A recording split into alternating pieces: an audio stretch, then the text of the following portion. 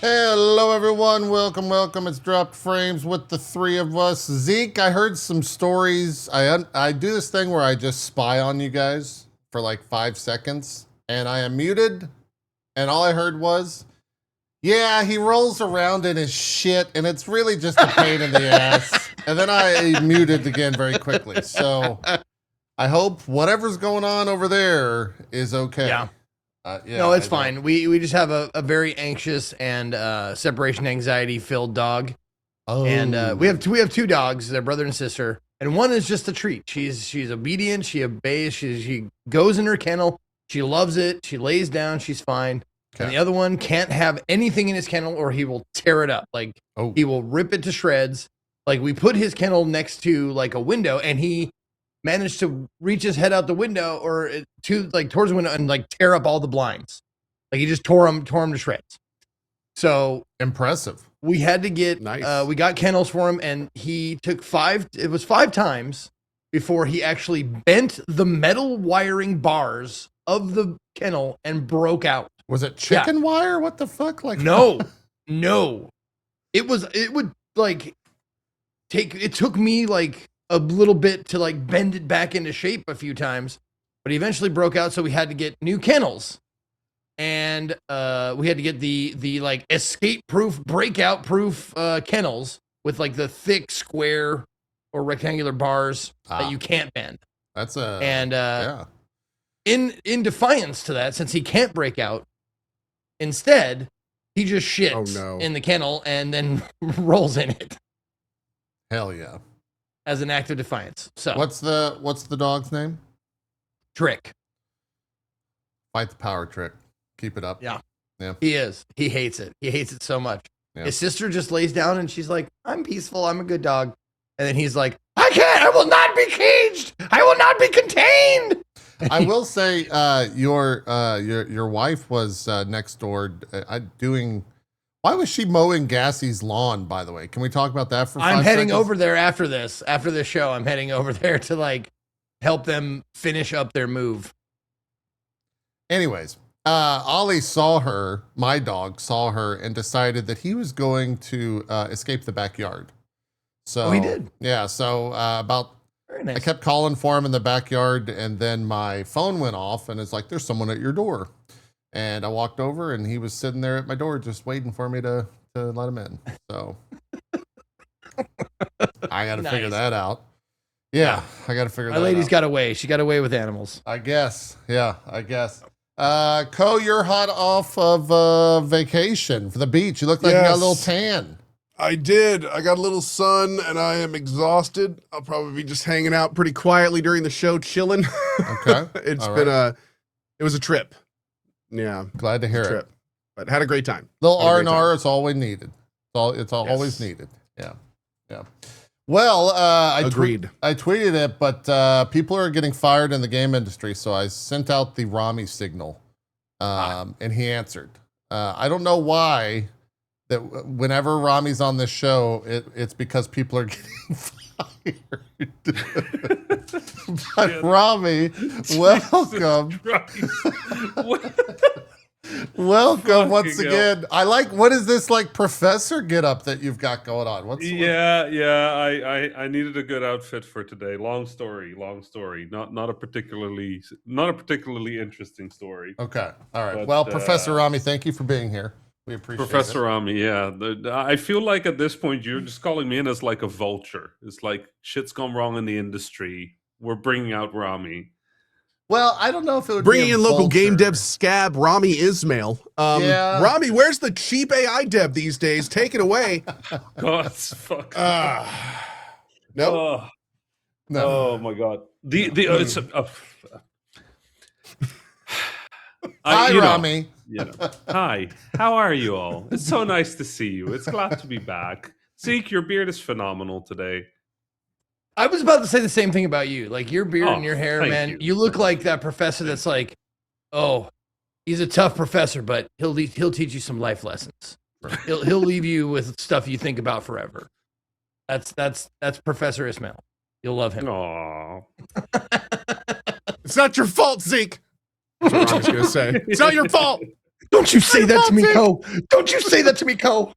I would so watch just the three of you do like a dramatic reading of some sort of Spanish telenovela poorly translated by Google Translate. Ooh. Like 100%. Next charity incentive, I'm down. Let's do I it. know, right? I want it. That's a great idea. With terrible pronunciation. as well. Mi amor, Dios mío. ¿Por qué? All right, we know Co's gonna be the one that finds out that Zeke cheated on him. Yes, that's gonna be Zeke cheated on me with Rami. Yep. Yeah, Yep. That's it. I hate it. That's it. That's how that's gonna go. I'll start preparing mentally. Yeah. Rami, where are you in the world right now? It's always an important question to ask. I am in the Netherlands, Okay. right between trips to Romania and Poland. Okay. I was in Romania last week. I'm going to be in Poland next week, and I've been quite around the world the last few weeks. Okay. So Anything it was you can nice talk when you about reached or game stuff? mostly game events. Okay. Yeah. So it was actually really fun. You guys know Adam Boys, right? Yes, I do. Yeah, from PlayStation. Sony, from PlayStation. Yeah. Formerly PlayStation. Formerly PlayStation, yeah. So me and him, we've known each other for quite a while, and he messaged me like a few weeks ago because he was also going to be at the event in Romania. And so normally when we go to events, we give talks. Mhm. Right? We do a presentation, a little bit about like game development, a little bit about business. He's a little bit more on the business side of things. He's done the largest deals in the games industry up until that point was under Adam Boy's sort of like stewardship of PlayStation. And I usually focus a little bit more on creativity. And so we both have our presentations. And he messaged me the other day and he's like, Rami, you're going to be in Romania, right? And I'm like, yeah. He's like, okay, I want to pitch you something. I'm like, okay, pitch. He's like, you know what I want to do? I want to do Rami versus Adam. And I want to call it Ramadan. And just like Ramadan. And what it will be. That sounds like Adam. Is from what I've we're known both of gonna him. do a talk, but then we're gonna sit there and we're gonna have little placards with like thumbs up, thumbs down, a stop sign, popcorn, and like just angry faces and stuff. And then we can just interrupt each other and give each other shit for the entire presentation. It was fucking great. I don't know what to tell you. That was one of the best talks I've ever done because every time I said something that anybody could criticize, Adam just went like, stop. And then we just argue. And it kind of forces you to tell some stories a little bit more, a little bit less NDA appropriate stories to make your point. And so I think it was really good. So we might take that on the road and do it at more events. So I had a great time in Romania. Nice. Nice. Adam But Boyce is always also- a riot. It's just such a good guy. For those He unaware, cares. Riot is Jesus. What is a riot? Riot is the developer that makes League of Legends. Thank you. Yeah, Coach. continue. Yes. And Adam is the man opposite Shu in the famous PlayStation "How do you trade our games" skit from back in the day. When he was doing his intro, I told everybody, listen, you won't know him for any of the small stuff he's done, but this video is what he's known for. Yeah, it's how do you trade our games, and it's Adam handing a game to Shu. Yeah. Both who was now are not at PlayStation. Funny enough. So, Where's he now? is he still at Iron Galaxy? Is he still? No. Okay, He's so he left Iron currently Galaxy. running a firm called Vibrato, who focuses on sort of like industry like analysis and consultancy. Got it. Yeah, but- we had Dave Lang on. I don't know if Co and Zeke, if you remember Dave Lang from Iron Galaxy, but Adam Boyce and Dave Lang are super good friends. They used to work. He was there. cool. Yeah. Also, an absolutely insane individual. Dave, yeah. Also, that entire group of Adam and Dave and JV Johnny is phenomenal. Like the just the three of them are. But like what I like about them is they bring such because there's a lot of people that have been in games for a long time, but these three are just they're student friends. I think they're like friends from like way back. They've known each history. other forever. Yeah, I mean they started at cool. what They Midway can talk back in the day. so much shit about each other. It's great. Yeah. I would love to have JV on the show. I think, is he still at Disney? Nintendo. Oh, he's at Nintendo now. That's right. That's right. Nintendo. Yeah. So He'll that might be never a little come on this tougher. show. Oh no, absolutely not. No. We should bring him on and talk about the PAL World case.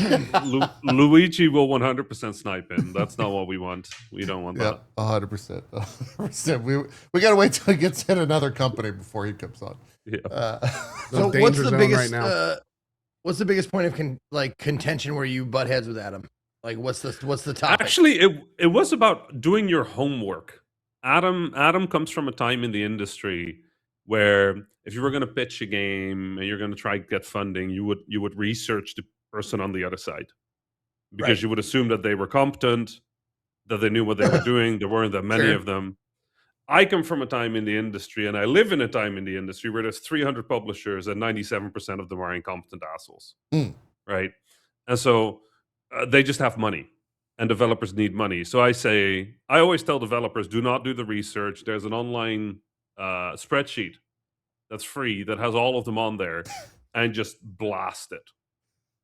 Right, just send it to everybody. BCC. Don't even write the name of the publisher. Fuck it. Just send it to all of them, and then when you get 4 responses back, then you research those 4. Oh, okay. But Adam comes from the from the school of thought of if you're going to talk to somebody, you research them, you find out what their favorite dish is that their grandma makes, and then you just happen to be eating it during the phone call. So that you have That's something to talk classic about. industry. That's that's how it used to be. Exactly. That's really interesting. Like old money. But that's you can't really do that anymore because there's just too many, and a lot of them are not good at their job. So And all of those companies are full, and they're going to be full for years because they're doing it really well, and everyone who knows anything is already going to them anyway. So it's like, yeah. Huh. So it's that was the biggest point of disagreement. Adam said, "Do your homework." I said, "Fuck homework. They don't do homework on us. Why should we do homework on them?" There you go. So Blast them all. Obviously, there was a lot more Makes tea sense. because the industry is on fire, but that was the part we could talk about on in the talk. Sure. Yeah. Well, we just came off it, and I'm curious for you because SGF just happened, but we just got a shit ton of announcements this past 2 weeks. So we haven't had a show since prior to SGF, but we did cover all the shows and everything. You guys, by the way, I know you're not going to believe me and you're going to roll your eyes, but Nintendo was actually the best event of the year for SGF. No, I believe it. No, from all accounts, people who who have their toes dipped in all of the genres and all of the things, apparently Nintendo did well. There was I don't have a Switch 2. I don't plan on buying one. So there was nothing there for me really. But for all of the hype, definitely Nintendo is 100% the winner because of all the shit that people have been waiting for or predicted or wanted and shit like that. It's no contest that they won for sure. Absolutely, yeah. I should also, I guess, add an asterisk to that I don't even count what was shown for Kingdom Hearts as new for Kingdom Hearts 4, and the Legend of the Zelda Ocarina of Time announcement was kind of Elder Scrolls 6-y. It was here's Link as a baby, and it's a still image. And go ahead, lose your mind. I'm Nintendo. That was the one thing. Drop Persona 6 announcement, right? No, that was in Xbox. Xbox. Oh, that was Xbox. Okay, never mind. Yeah, the Nintendo, although for me, there's almost nothing that really gets me jazzed at a Nintendo event. And this year was mostly similar. I will say, comparatively to other Nintendo events from the outside, the amount of hype over this last one was palpably different. And there were even some great release or great announcements for people like me. I'm not normally a Nintendo guy. And I was oh, awesome. One of my favorite Zeldas is getting a remake. Oh, a Dragon's Dogma DLC. Oh shit! This. Yeah, there was some Dragon's really cool stuff Dogma there. DLC was insane to have in there. That was called a Dark good Arisen. So yep. I hope it's just the first. They should just copy the first DLC. Was it weird that, or was it I don't know. It seemed weird to me that Dustblood, like the new FromSoft game, is it Nintendo only or Nintendo exclusive? I think so. Yeah, I think it is. Is that weird? Because it seemed weird to me. Money, exclusivity. No, I get that money, but has that like? So we're going from Night Rain to a Nintendo exclusive? Yeah. Then they've also, I think, there's a couple stories about From Software. And If and you their would have parent told me company that like 4 years ago, I would have looked at you like you were crazy. Yeah. If you would have been like on the heels of Elden Ring, we're going to get a multiplayer co-op game followed by a Nintendo exclusive from that company. It's super smart though, because that is like very little. I'm not going to buy a Switch 2 yet, but the meter went up by like 2%. Like it was at 1, and now it's at 3. Like 3%. Oh, Dustblood is also by PvP. Oh, Yeah. So Yeah, they it's PvP. tripled it. Oh, it went back down 1%. Yeah, it's PvP. yeah. I was gonna say, yeah. That's right, I'm I surprised forgot. you hear It was Zeke this jazzed about a PvP. PvPvE game. Never mind. Sorry, Yeah. Zeke is growing. Oh, never mind. I care less again. Yeah, and that trailer was kind of weird because it was just them showing the different characters / heroes that you can be, and then it was like, by the way, we're doing a network test this summer, but it's that they didn't give any dates or anything. It was maybe a minute 30 long. Fire Emblem showed a bunch of gameplay. That was a September release. Oh, and it's a Three Houses continuation, Yes. which immediately had. That's probably my Well, favorite Fire Emblem. Yeah, so I mean, far. there's My limited characters in it experience. from Three Houses. Would you say it is a I continuation? haven't seen it. Okay. Yeah, I don't know because there's a character, but I don't Okay. know if it's a continuation. I guess Oh, it might. I be. heard it was Three Houses related. I guess is what I should say. Got it. Hopefully, it is. It's structured. There's 4 characters instead of 3 that you can choose from. So Really We'll pushing see. the boundaries here of the new hardware. yeah, really. They're Interestingly adding a new enough, character. Yeah. I read that the stock crashed right after the Nintendo announcement. It was actually the stock was in free fall. Is the thing that I heard. Oh Apparently man, because investors were super not jazzed about how many remakes and sequels were announced. They didn't feel like there was enough new stuff there, which I thought was interesting. Huh. Investors have opinions about that's wild. Yeah. Well, all Nintendo really needed to do was just say Yeah, crashed. Right. Yeah. AI, and then their stock would have like skyrocketed. So they didn't. They really fucked up there. But yeah, I didn't see the stuff about the I mean, the stock. Nintendo didn't do enough layoffs for the investors. True. That's really it. That's also true. That's the problem. Yeah, Yep. you forgot that. You forgot that. Hmm. So what do you think was the biggest announcement, JP? There's a lot of big ones, but what do you think was the biggest, the most hype? I mean, the In your Ocarina opinion. thing was probably still Yeah, the okay. biggest. Yeah. Okay. Like I thought for a game that they say is coming out this year, like show what it looks like. I don't know why the fuck they just showed that one image. And that was it. I guess they'll do another direct sometime this fall. Probably, right? Yeah. Like just get people like like I know a lot of people that love Ocarina, that love Zelda, and that particularly love Ocarina, and so the notes of the theme were enough to send like at least 20 people I know into a crying fit. So Sure. you know, I mean, it's like, it's arguably there one of you the go. best Good. games ever made. So right. yeah. So I think they they need to give it proper space to breathe, and this is a great place to be like, yeah, y'all kind of knew this already, but here, okay, let's do a proper one later. I would laugh and it would be the most Nintendo thing, and I think it could probably work if they're like, oh, by the way, this comes out the same day as GTA. Like, if Yeah. they just put it up against GTA. They're like, fuck it. we got giant balls over here at Nintendo. Who cares? Just drop it in November. That would really be the master play. Just like, any Grand time in Theft Auto, what? November. Yeah. What? He's Grand given the Theft time. Auto He's who? like, we're releasing the game. Hey, when's GTA 6 releasing again? Yeah. Right Yeah. then. Yeah. Yeah, I it's funny too because I saw a kind of a counter culture post to it of saying like most people that lost their mind about Ocarina of Time being remastered have never played or were not alive when the game came out. So, Well. that was really interesting. Are we old? Yeah, to hear that thought, because that's that's almost a 30-year. It's probably over 30 years old now. I forget the exact time. That was 1998. Okay, coming up on it. So we're close. I was 10. Yeah, dude.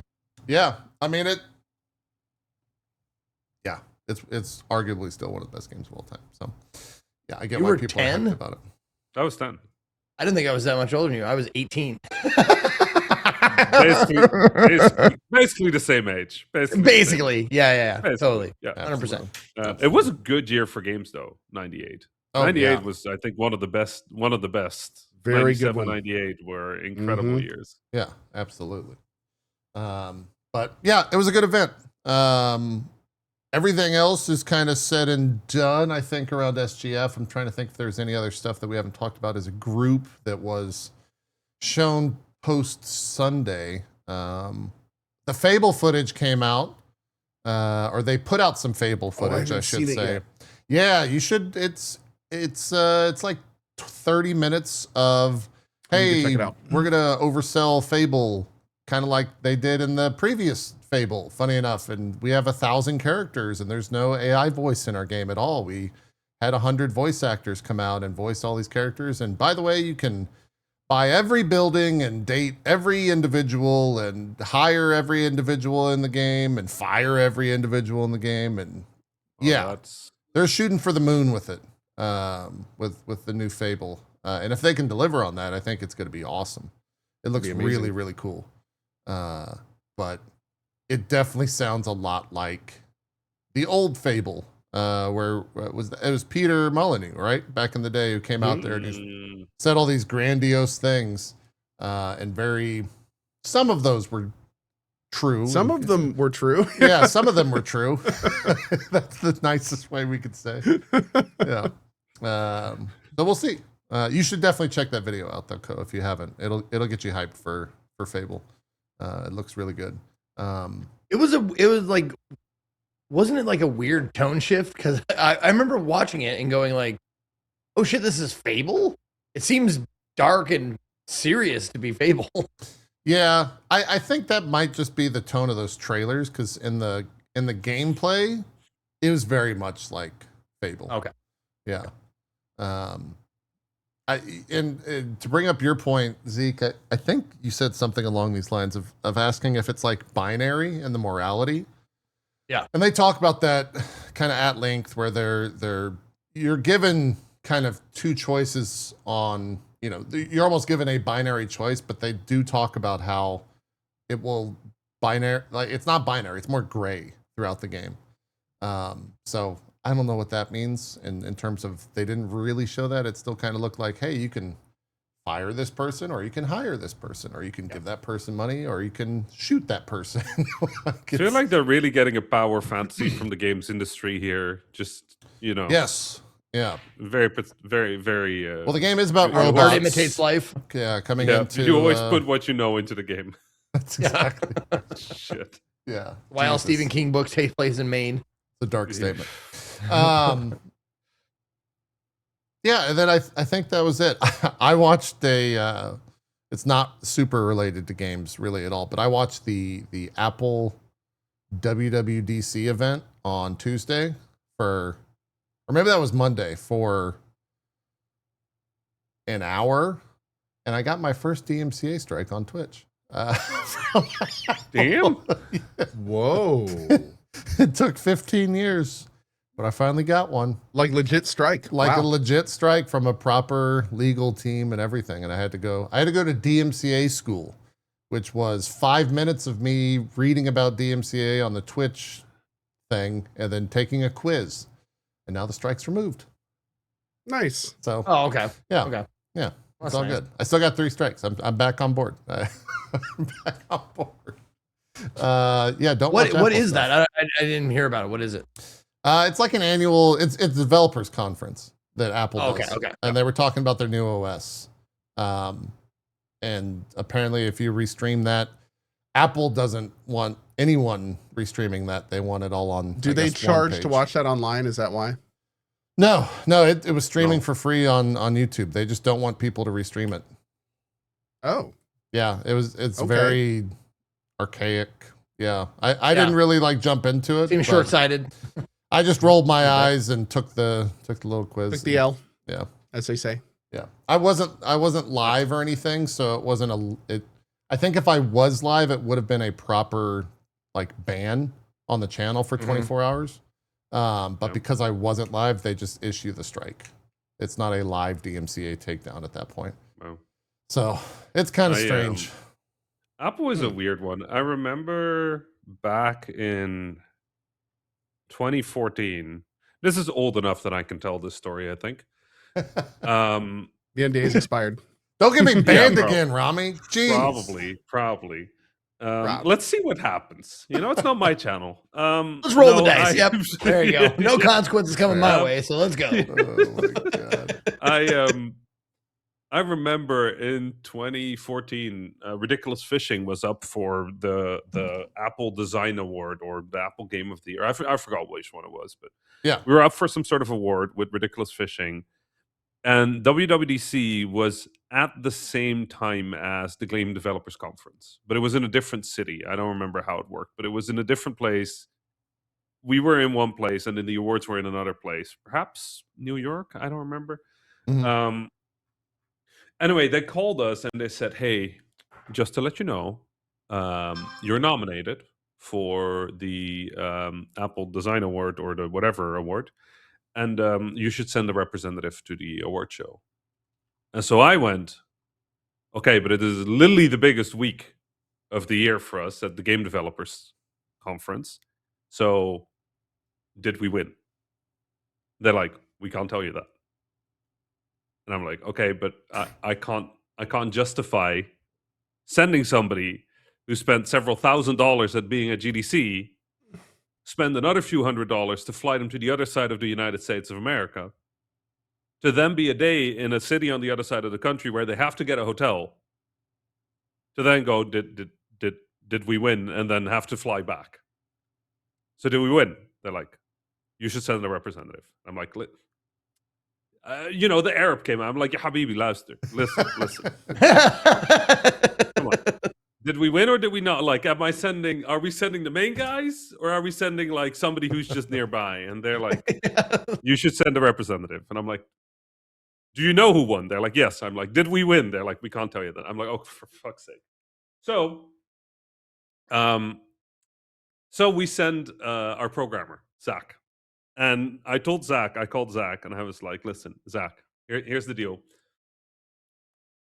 We have to send somebody because Apple had been really supporting us. They'd been putting us in magazines. They've been doing like celebrity interviews. They've been doing all these things. So we didn't want to like be disrespectful. But also, I feel it was very clear that we would not send somebody unless we had won. And so when they didn't tell us, I assumed we hadn't won. So we'll just send somebody who wants to go. And Zach was like, yeah, I'll go. So Zach shows up at these awards in his shorts and like a little shirt and his flip-flops on. Hell yeah. Because I had 100% guaranteed him that we would never win this one. And so one of my favorite press photos of all time out of WWDC is Ridiculous Fishing's programmer in flip-flops, a short, and a shirt, standing on stage between a whole bunch of people in suits and gala dresses. Thank you, Apple, for that moment. That's awesome. Thank you. Oh, That's man. amazing. I was trying to What a see if I story. could find that. That's a great photo. story. They're like, we can't tell you. I'm like, come on, you guys. Wow. Yeah, I don't think that. At least the new. That's going to be really hard to find. I can see if I can find it for you, but that's going to be a tough one. Yeah, the new searching is rough when it comes to that. Yeah. Yeah. I did. Speaking of videos, I don't know if you saw this on my Blue Sky. I found one of the best videos of my career the other day. The Netherlands has an archive of video and sound. We have an institute called the Institute of Sound and Vision, and they're the archive of Dutch media. They have like an underground bunker where they have like the royal family's history and stuff like that. They're like a huge deal. They recently released an archive that allows you to watch TV all the way back to like 1950 something, which means Whoa. everything I've ever done on television is on there, including the video that I think people still use to not invite me to talk shows. Because I used to be on talk shows quite a bit. Yeah. But the problem is my face has subtitles. Like when people say stupid stuff, I can't help it. And so they had the chief editor of the magazine that like covers millionaires in the Netherlands on a TV show. And he was trying to make the argument that vocational students and theoretical students should not be treated the same. Because ones are students and worthy of our support, and the others are basically subhuman, I guess, is what he was trying to argue. And so he was trying to make the argument that having these two groups be treated the same would be akin to him as a short man having the rules of basketball rewritten so that the hoop would be lower so he could also dunk. Now, I don't know about you, but I could not. I couldn't. I could not. I could not. Yeah. And so I just make this expression, and it is I posted it on Blue Sky. If you scroll back, like there's a picture of that photo, and then the clip is there. It's a very short clip, but after that one, I was never invited to anything TV again. So I guess the millionaire guy was a little unhappy with my expression on the show. I think So you have been blackballed from the Dutch that expression show circuit. That's the expression. That's the expression. The video is in there, but yeah. I just like I couldn't. I had it on mute, but I love the you see the someone talking, and you see Rami like make this face, and then move his water like. I'm even moving my water out of the way of this guy. I'm like, I do not want. You don't want your water to get tainted and taste weird from being too close to him. Sure. Yeah. Anyway, that was it for me so on talk much. shows in the Netherlands. It was great. There you go. Yeah. They still put me on radio. Wonderful.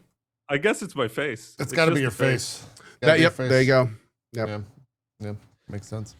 Well, SGF is over, Rami. How much of it were you able to partake in any of the events? Were you able to watch any of this stuff?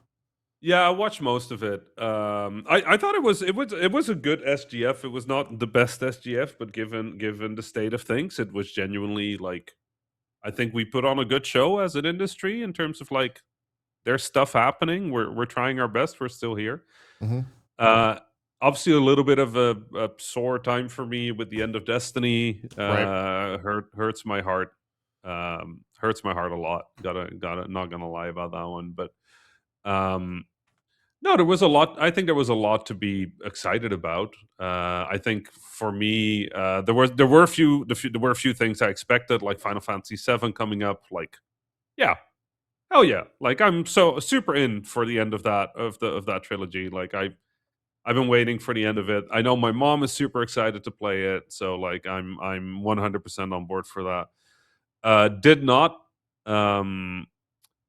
obviously expect to Control Resonant, which I think looks great, incredible. Like yes, everyone Remedy, that had hands-on time with that game, Jesse Cox included, friend of the show, has ranted and raved about it, and all the footage amazing. Looks insane. From it, there's remedying. Looks very good. I don't. Can't wait. Sorry, I thought you said, "Hey, wait." I'm like, okay. Oh no. No, he'll hold up a stop sign. Yeah. With a little popcorn. I did not see coming. Persona 6.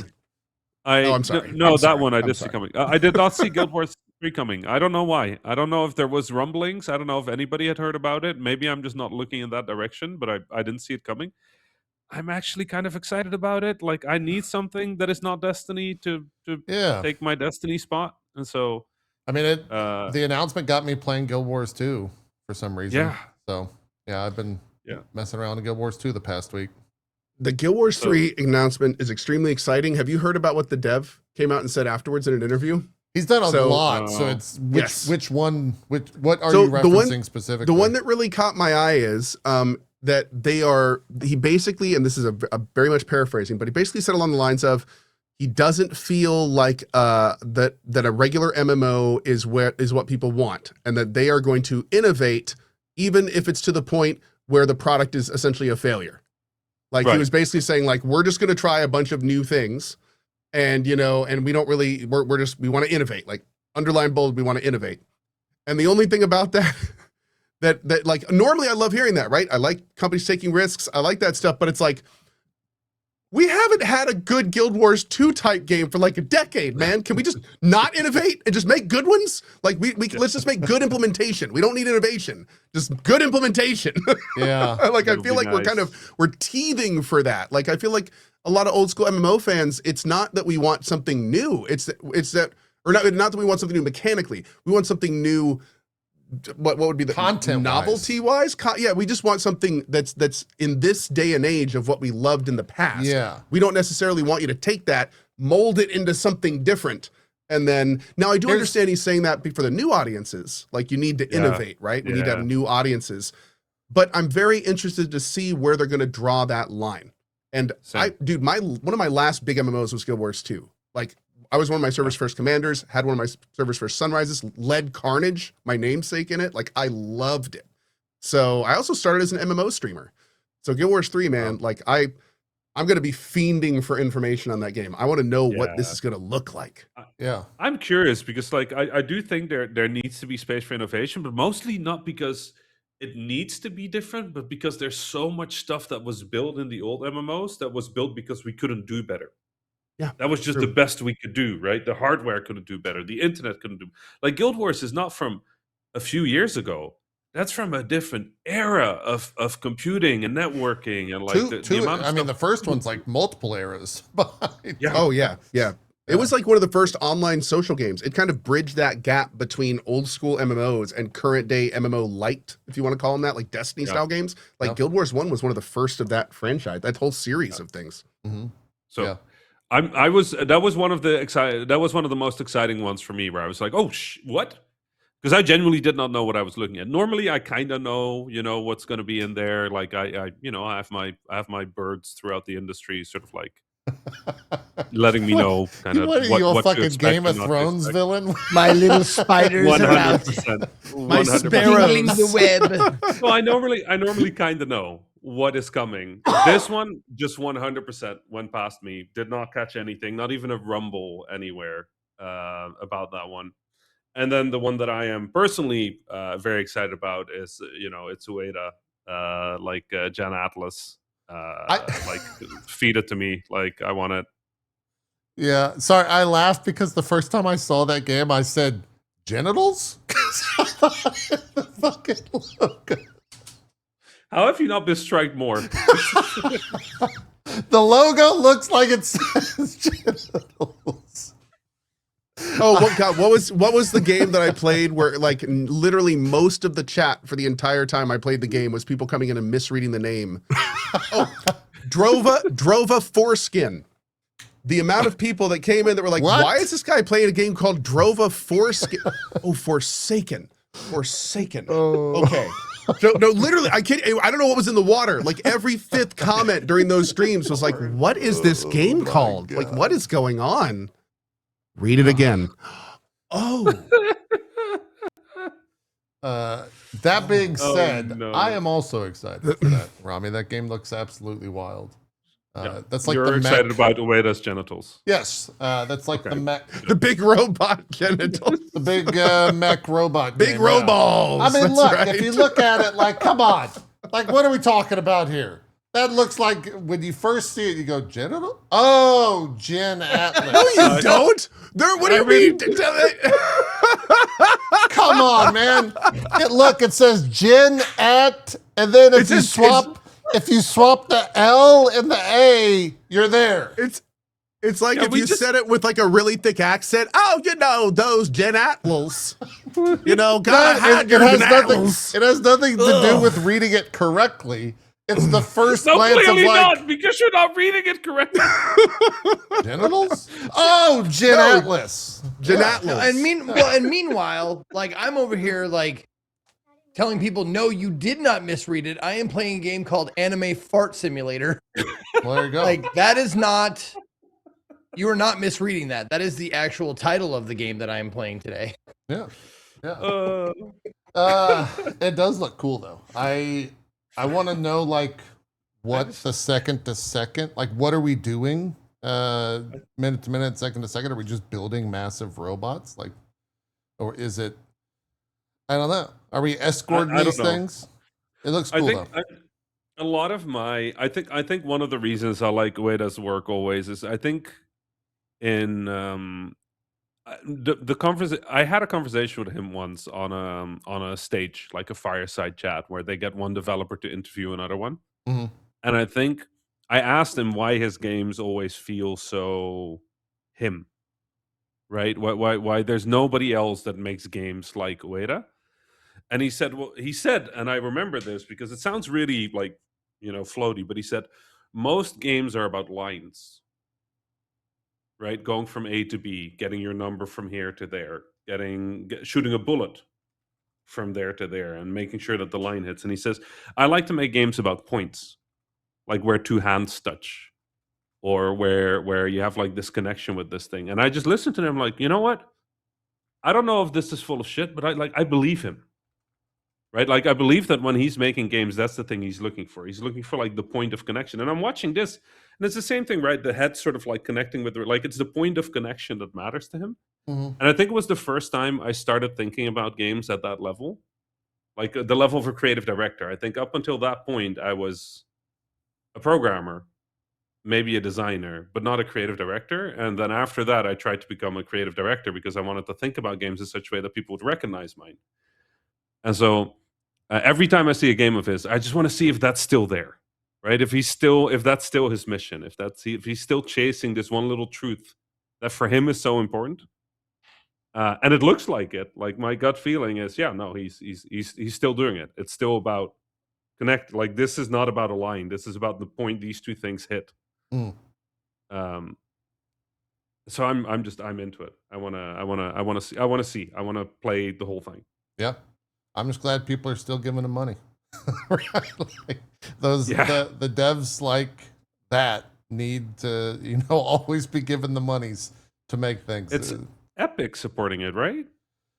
Isn't it Epic behind it? Like who's behind on it? the thing here?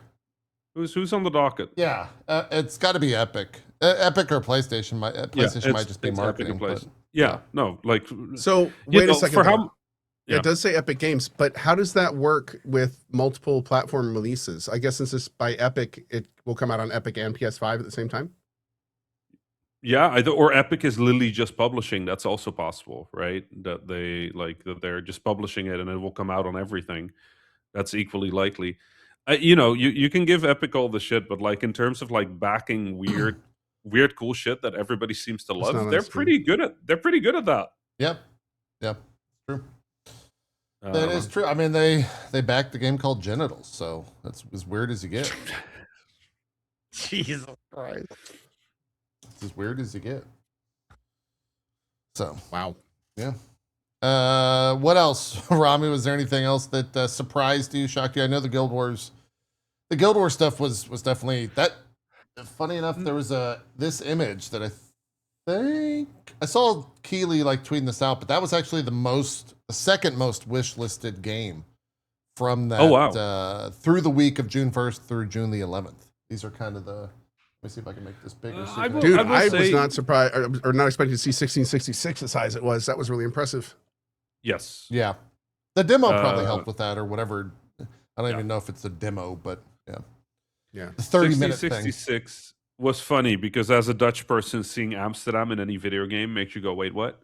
Did they fuck up putting the game in Berlin or something? Like what happened? Wrong building?" But no, it's actually Amsterdam. And Patrice, has been working on his next game for forever. Like I think 1666 is when he started development on this. Yeah, could be. So I Good hope, one, dude. I hope that Wow, this. that's like a dad joke. That was great. I hope this continues, but I'm happy for him because it's tough in the industry right now, and so anybody getting to make something they're excited about is good. I think same thing about Crossfire. It looks Yeah, that different. was wild. That Okay, so a couple things. First of all, Rami, are you familiar with why 1666 has taken so long to develop? Do you know the story? Usually with these kind of things, and like obviously these are not fully my stories to tell, but usually with these kind of things, it is an industry, the industry around the game. Like Patrice is he cares a lot, right? He has a very particular vision, and he follows that vision. And sometimes the industry sort of like shifts around you more than that you shift. And so very often to get the game going, you then have to adjust to what the industry wants anew, and then that cycle just kind of keeps happening.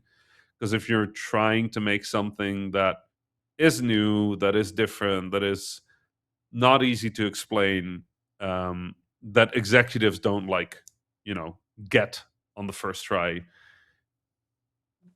Well, like with this one, I mean, it's not that they didn't even get it. Like they aggressively pursued him across multiple companies and legal things. This is Ubisoft trying to take them down. Like it was almost like corporate. I don't know. Like what do you call a hitman for an IP? Like they hired an IP assassin. They did everything they could to keep this game from being made. It's wild. yeah, There's And he still plenty of fought drama. through it. Yeah, he still fought through it, and now he's the third most wishlisted game in SGF. It's kind of an amazing story. Which is good. Which is good. We like that. David and Goliath kind of stuff. Yeah. He's a funny David. I will say that. The Crossfire announcement is nice. I'm just excited that they're talking about the game because that's also been in development for a while. And what was the game with HHX Haex?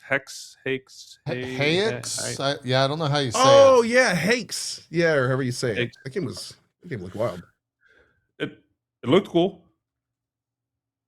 That's the kind of game that's going to be super cool if the world is very thought out and there's a lot of interesting lore behind everything. But I hate to say it, I have played more games like this where everything is just weird to be weird. And then you get to the end of it and it's just like, hey, everything was weird, the end. And it's like, well, shit. I mean, I guess it was cool to look at, but like, that's not very fun. Mhm. But no, this one looks like these it's kind of purpose. games. Yeah. Yeah. It's one of those things where you hope for this to be good more than anything else. Like it's hard to say, I don't know, but first impression was good, and like they say, for the first impression of a trailer, all that matters is that something sticks in the audience's mind. That's all that needs to happen. That next time when people see it, people go, oh shit, that one. So this is a good start, right? Like I think most people kind of forgot it after SGF, but I think if they see it again, they'll very quickly go, oh, I remember seeing that. That looked cool. So they have a few months to figure this one out. Yeah. I wish way to say it. that was one of the ones I wish listed immediately Yeah. Same. for sure. Looks very, very.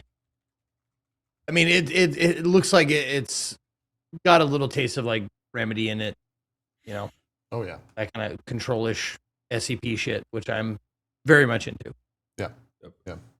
Big same. What about for Zeke or Co? We haven't spoken since the other.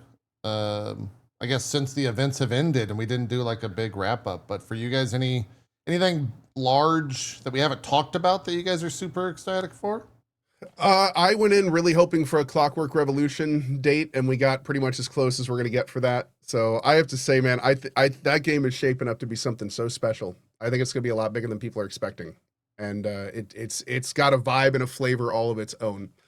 But yeah, I mean, outside of that, there were some good announcements. A lot of expected stuff, but like Rami said, that was kind of what we knew. There were no AAA monoliths on the horizon, which is why I got really excited when Jeff was like, we have a single player adventure game narrative base for the release, the thing. And I was like, oh, dude, like, do we have a new IP? Like, is something big? Like, oh man, so, like a curveball's coming. And then they were like, Final Fantasy Part 3. And I was like, well, God, I knew this is awesome, but I knew it was coming. Yeah. Like, so that was probably my biggest disappointment, but that was purely my own fault. Like I should have realized, but especially at that point in the show when it hadn't been talked about, you know, I should have realized that that was what it was. But that just goes to show you, man, like the AAA industry is violently changing, and to have like that be the safe but perfectly acceptable big N thing for SGF kind of shows you like, we don't have a lot of big AAA single player narrative stuff on the horizon. We do have a good amount of indie games, got a lot of great indie stuff on the way. And if anything, the subsequent shows, I think, really showed that this year. It was clear, like watching PC Gamer and FGS, like they have more games than they know what to deal with, man. Like they have so many indie trailers and games that like their shows are basically just trailer. And to Xbox, by the way, their show was awesome. I love this about it too, but it was just trailer, gameplay, host for 5 seconds, trailer, gameplay. And that's great, man. I mean, I was talking, funny enough, somebody noticed me at the beach while I was there. The first thing we talked about was like, hey, how do you choose what games to play? And I was like, I don't. They come, like these days, they come so fast. I just wait until chat yells at me at what I should be playing, and then I play that. And then I wait till the next thing to happen. Like, I think, what's the next one? I think Dave the Diver DLC, maybe. But like, I'll, you know, chat will yell at me and tell me what I'm missing, and then I'll play that. But it's a lot's coming. Lots coming. That's very true. I mean, September is maybe the most stacked it's ever been. This is my own personal list, so things are still missing from it. But like, dude, there are games being released these days that I would not have dreamed of skipping like 10, 20 years ago. Like Mina the Hollower, that game looks awesome. Yeah. Like, holy shit. Like that game looks fantastic. And that's not even like 5 steps removed from my top 10 games that I have time and can play right now. And it's just, this is the one thing I'm actually getting a little concerned about as time goes on. It's, you know, we've talked all the time about this AAA falling and the resources going to indie and all these indie games coming. We may be entering a few year period where there are, I don't say this lightly, the pendulum swings, right? Where now it's like, now we had too few indies, too many AAAs. Now we're going to have too many indies and not enough like people buying the games. Like we're going to be getting these months where there's so many quality games coming out that super quality games are just not going to have audiences because there's so much selection for where you can spend your time. And it means, unfortunately, that as the pendulum swings from AAA back to indie, like it's going to have to correct on the other side too. Like we just had the big heavy AAA correction. In the next few years, we're going to have an indie correction as like the survivors survive. I don't know how else to say it, but because man, there are so many indie games that are now I just in took the production time coming out. To count from the showcase, because I watched everyone that I could get my eyes on with my chat, and I wish listed over 120 games. Sheesh. Of varying amount, like varying amounts of like, you know, hype that were there. Yeah. That and God forbid the ones that can't make it. We don't even know about. So it's like, woo. That's wild. That's wild. I mean, granted, a lot of them were like, you know, most, I would say like 80% of the wish list were like, I'll give that one more look just in case. 20% of them were like, I'm definitely going to probably going to play that. But like 80% of them were like, you know what? I'm going to put it on the wish list so I have it when I look through it and see, you know, give it another glance. That kind of shit. So, when the November draw takes 2 more months, we can go back to that list. Yeah, exactly. Yeah, absolutely. Yeah. Another super interesting. Oh, go ahead, please. No, go, please. I'll say real quick because I'd much rather hear what you say than me. But basically, one really interesting thing to think about, especially in the next couple of years, as we get this glut of indie goodness, which is a great thing overall. Don't get me wrong. We're going to start seeing more and more quality, polished indie, which means that if you don't, in many ways, kind of keep up with that trend, like it's very interesting to think what is going to happen to the Vampire Survivors, what's going to happen to the Megabonks, what's going to happen to these games that are super fun and enjoyable, but may not have like the most polished veneer. It's like to think how many of those types of games may never even get eyes on them because of how many other games are going to be out. It's it's wild to think about. It is weird times. Yeah, it is weird times. I think as indie, it's weird times. I like,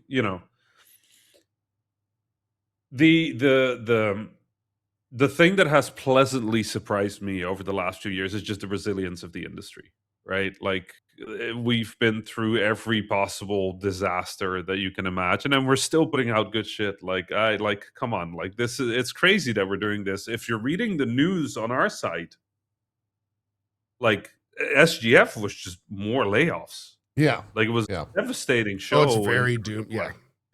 It's horrifying. Like from the industry. If you actually go and read industry news, every day right now is shit. Yeah. It's awful. Well, it's because they keep interviewing Microsoft. Well, and in a lot of ways, those people are right. I mean, their industry is kind of dying, like it is for that type of game dev. I mean, yeah. And then on the indie side, funding is still hard. Things are still hard, and I think a lot of the greatest games that are coming out right now. I don't know if you read the interview with Jack Club, but they effectively bet everything on Mina Hall. Right? Yeah. If that had missed, if that hadn't gone, studio done. Like not studio like little, like studio done. Like game over, goodbye, salam alaikum. That was it. And like the amount of studios that I know that are taking that bet right now, where they're like, listen, we're going all in, because if we don't make the money now to make our next 2-3 games, it's not happening. Right. And so we're getting this, we're like in a really weird like pressure point where I think the studios that are successful are going to be able to put out these monster hits. Right, the studios that already have the money behind them, that have already released like big things. And I think the thing that's most exciting to me is indies becoming publishers, like developers becoming publishers is fascinating to me. So it's weird times. I don't really know where the indie thing is going. It might be right that we're just gonna get like flooded with high quality indie stuff. I think the high quality indie stuff is like our last generation of successful developers throwing everything at the wall because it has to be now. It has to. And then the new ones. For survivability. Yeah. And then the new ones. The new ones, that's my most exciting part, is like, how many good, exciting indie games are just like, there's a person. They just made a thing. The thing is fire. Everybody played it. They're now they're now a $30 million millionaire. Mega bonk. They're gonna fund some indie games while they're at it, and I'm like, that's nice. That's nice. We'll take that. It's almost getting to where that exact situation is like 3 and 4 times a month, right? You just some game blows up, and you're like, holy shit, these people are now multimillionaires, and they throw it back into the industry. Yeah, it feels like early indie. Like weirdly, it feels like I guess that is true. Yeah. Like 2010, 2011. It kind of feels like that. Like people are just doing stuff, and then suddenly something goes extremely well, and then that's kind of like feels like the time I grew up in indie games. But instead of us being 45 people, there's tens of thousands of us, and the other 9,997 are 4. Yeah. I think that's one of the things that's frustrating for me, is because and you feel free to correct me if I'm wrong, but I feel like the AAAs learn from that the wrong thing. And what they learn from that is, oh man, we've got this game that is this one thing, but this thing just blew up. Let's make it that. 2 years later come by, no one plays that game anymore. And then no one wants to play that type of game. They're like, guys, look at it. Look at our thing. Do you remember? It's so good. And they're like, bro, like no one wants to fucking play that. I do an exercise with developers about chasing the market, where I get any year of the let me see if I can do this here. To be fair, the Drop Frames audience might be too aware of the industry for this, but if I say that in 2019, Sekiro Shadows Die Twice won the Game Awards. Based on that, what would you start developing to be Game of the Year in 2021? A Samurai Souls-like. Some kind of Right. action parry system Souls-like game. Right. So in 2021, it was It Takes Two. Right. And so It Takes Two won in 2021. What won in 2023? It's going to take 2 years to develop. So based on that, what would you take? And I can give you the other ones. It was It Takes Two, Deathloop, Metroid Dread, Psychonauts 2, Ratchet and Clank Rift Apart, and Resident Evil Village were the 2021 nominees.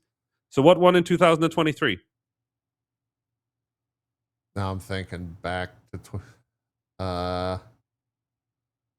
was that Baldur's Gate? Baldur's Gate, y'all. Yeah. Baldur's Gate. You should have decided based on It Takes Two that what we really wanted is like just the most hardcore CRPG of all time. And you know, bring back a genre that's been dying for 2 decades. Why not, right? Yeah, let's do that. Also, based on that, right? It Takes Two, Deathloop, Metroid Dread, Psychonauts, Ratchet and Clank, and Resident Evil Village. The other thing you could have taken away is people like Resident Evil. So Alan Wake 2, Resident Evil, those both would have worked. But The Legend of Zelda, Marvel Spider-Man, and Super Mario Bros. Wonders was the other one. And based on that year, you should have really started on a really French RPG.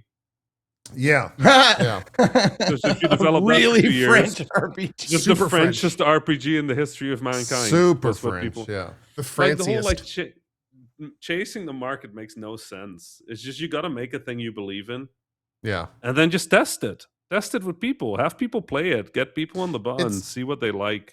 I mean, that's the other thing that's wild to me. And I'm very curious on your take on this. Is like what you're saying is not you're not like cracking the code, right? Like a lot of people say this every single day on Twitter. It's like, why aren't they just making good, cool shit that they want to make? And I'm sure like industry experts are advising them to do such, I am. but none of them are doing it. Is it just because shareholders don't care? Is that all it is? That is actually it. Yeah. If you're okay. looking at the studios that are making the new things, it's usually studios that are privately owned. Okay. They're independent. They don't have to start a new thing. And so, Well, and also it's- like I think it's tough to translate. Like, take I do indie Saturdays, right? And I see so much passion in games. Like you can see the DNA from the developer in the game, and you can tell just by how the game plays, how the game looks, that this developer fucking loved the game, and it is shit. It is terrible, and that's most of them. Like most of the passion projects that I play, that's the problem with it. It's like Chuck loves it. He made it. He loves it. You can tell, and he made it well. But the game is awful. Like I'm so sorry to say, Chuck, but the game is awful. Yeah. I mean, I've made a lot of awful stuff in my life. I'm lucky enough that I usually don't ship them, but like the majority of the game, we had such a good idea at Flambeer once, making a game with a grapple hook with a gun on it. We thought it would be fire. You have a grapple hook and there's a gun on the end of the grapple hook, so you can like sort of like do the grapple and then start shooting enemies as you're flowing into. Just meant that people would stand in front of the room and just grapple and shoot, so they would clear the entire room without ever stepping a foot into the room. And then we realized it was shit, and we stopped building it. But you know, the JP, the thing with this, right, is like, and this is a discussion I had with a man called Fauzi Mesmar, who currently working on is that, I think that's public, whatever. No, actually, I like this man. Let me check. Yeah, I don't. I would be careful. I love that. I know Go the ahead. Devin question. Rami, that's and why we I have you couldn't- on the show to name I couldn't names think and, of like, his Yeah. current project, so I don't know if it is public.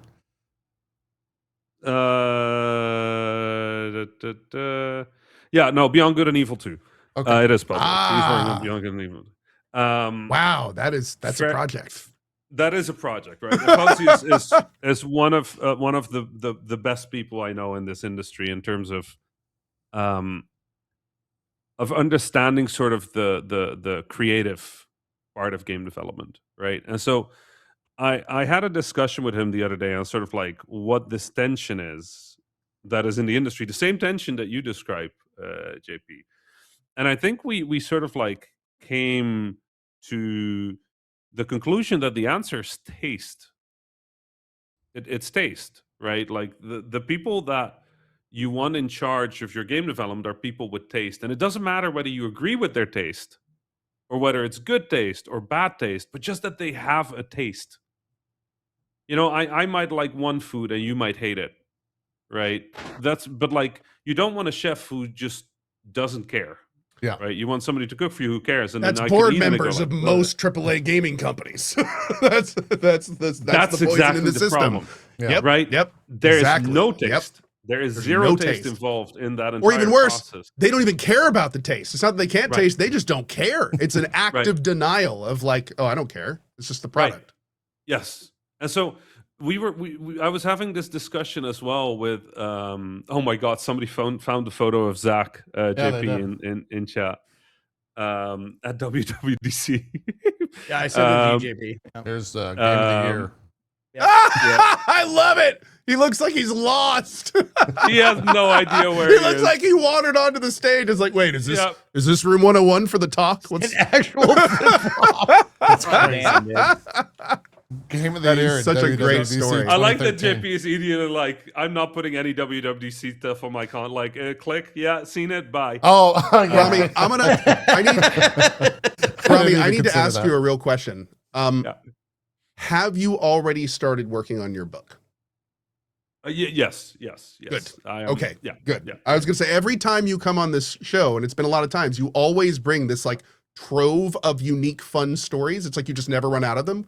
We need to Right. have these in a collection somewhere. One day it'll be good. there.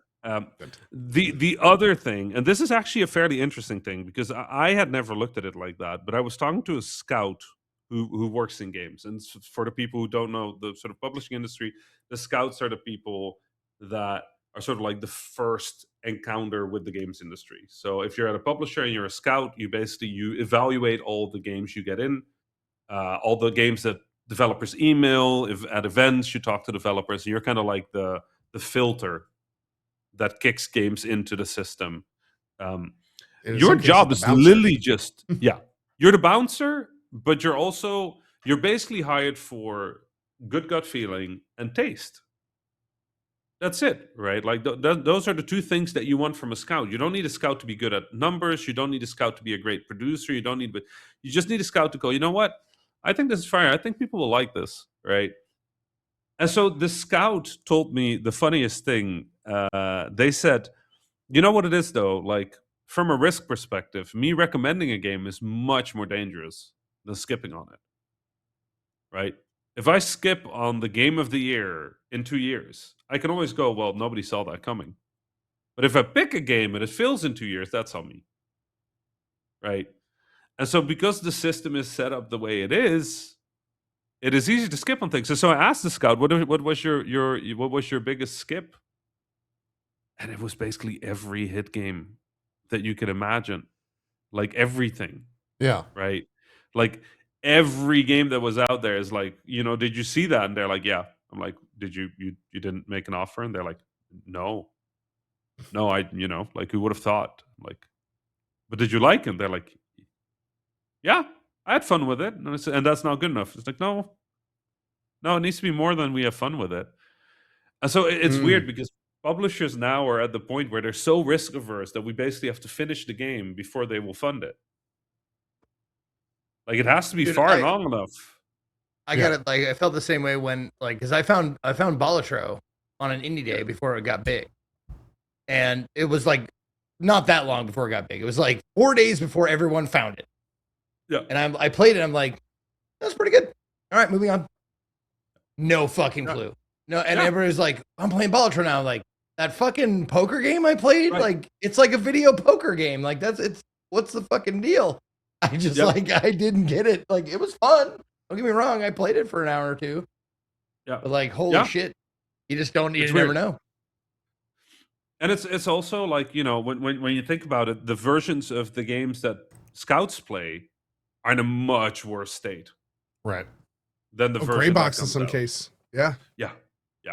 And so publishers are so defensive right now that for a lot of developers are like, I might as well not use a publisher. Like fuck that, right? Like they're gonna take 100% of our revenue, 100% of our income until they make their money back.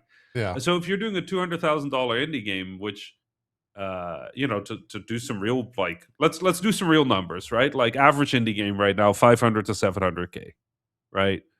That's not a big number, and that doesn't mean there's a lot of games funded in that amount, because it's actually a really hard amount to get funding for. But there's a lot of games at 60K, there's a lot of games at 200, 300K, and there's a lot of games at like 1 to 1.5 mil, right?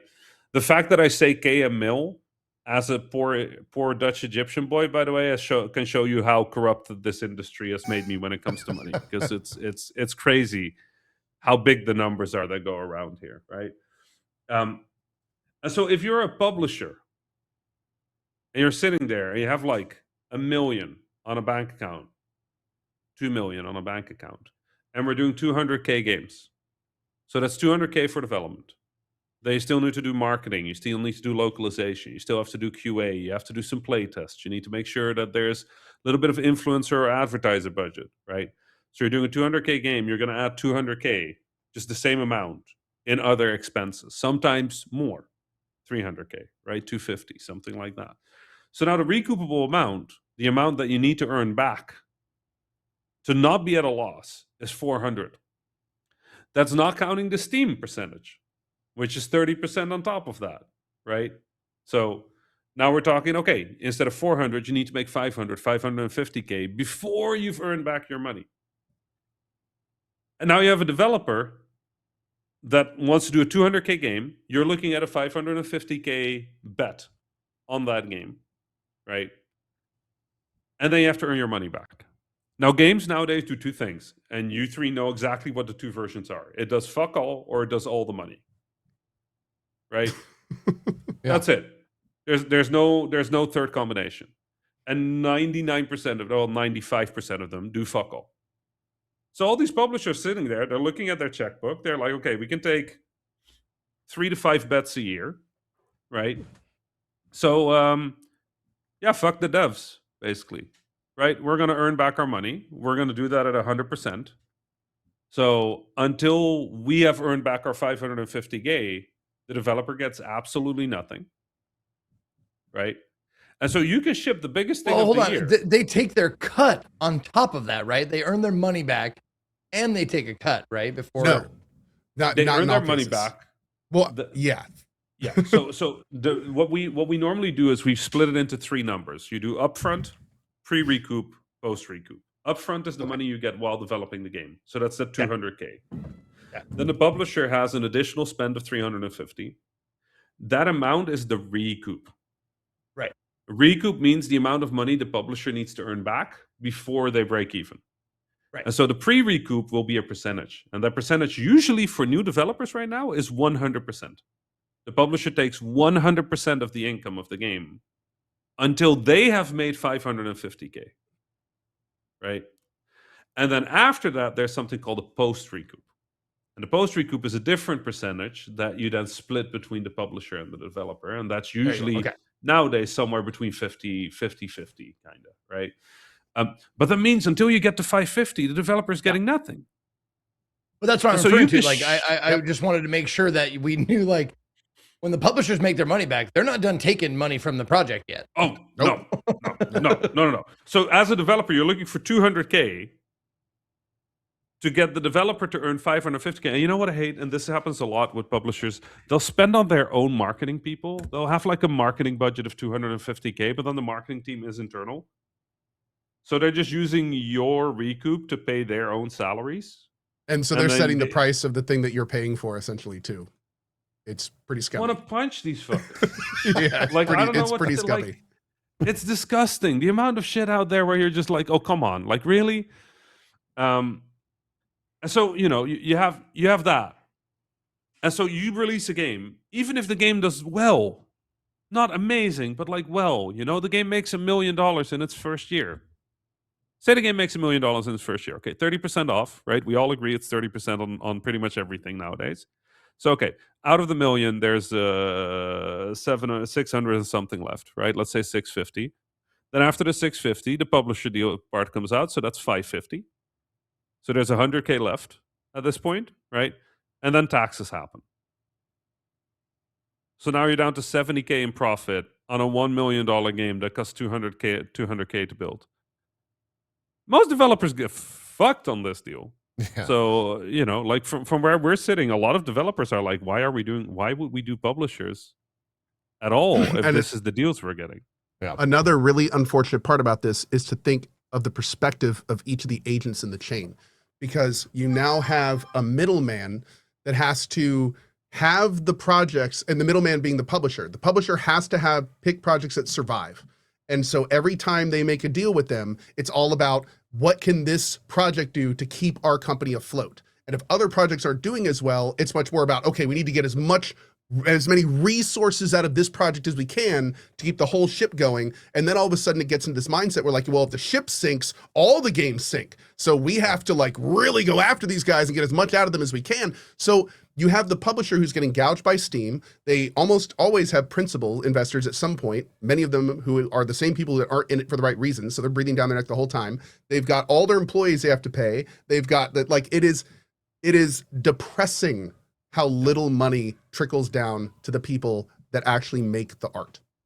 Yeah. It is depressing. And now on top of that, because JP mentioned it early on, we have AI, which is my favorite topic at the moment.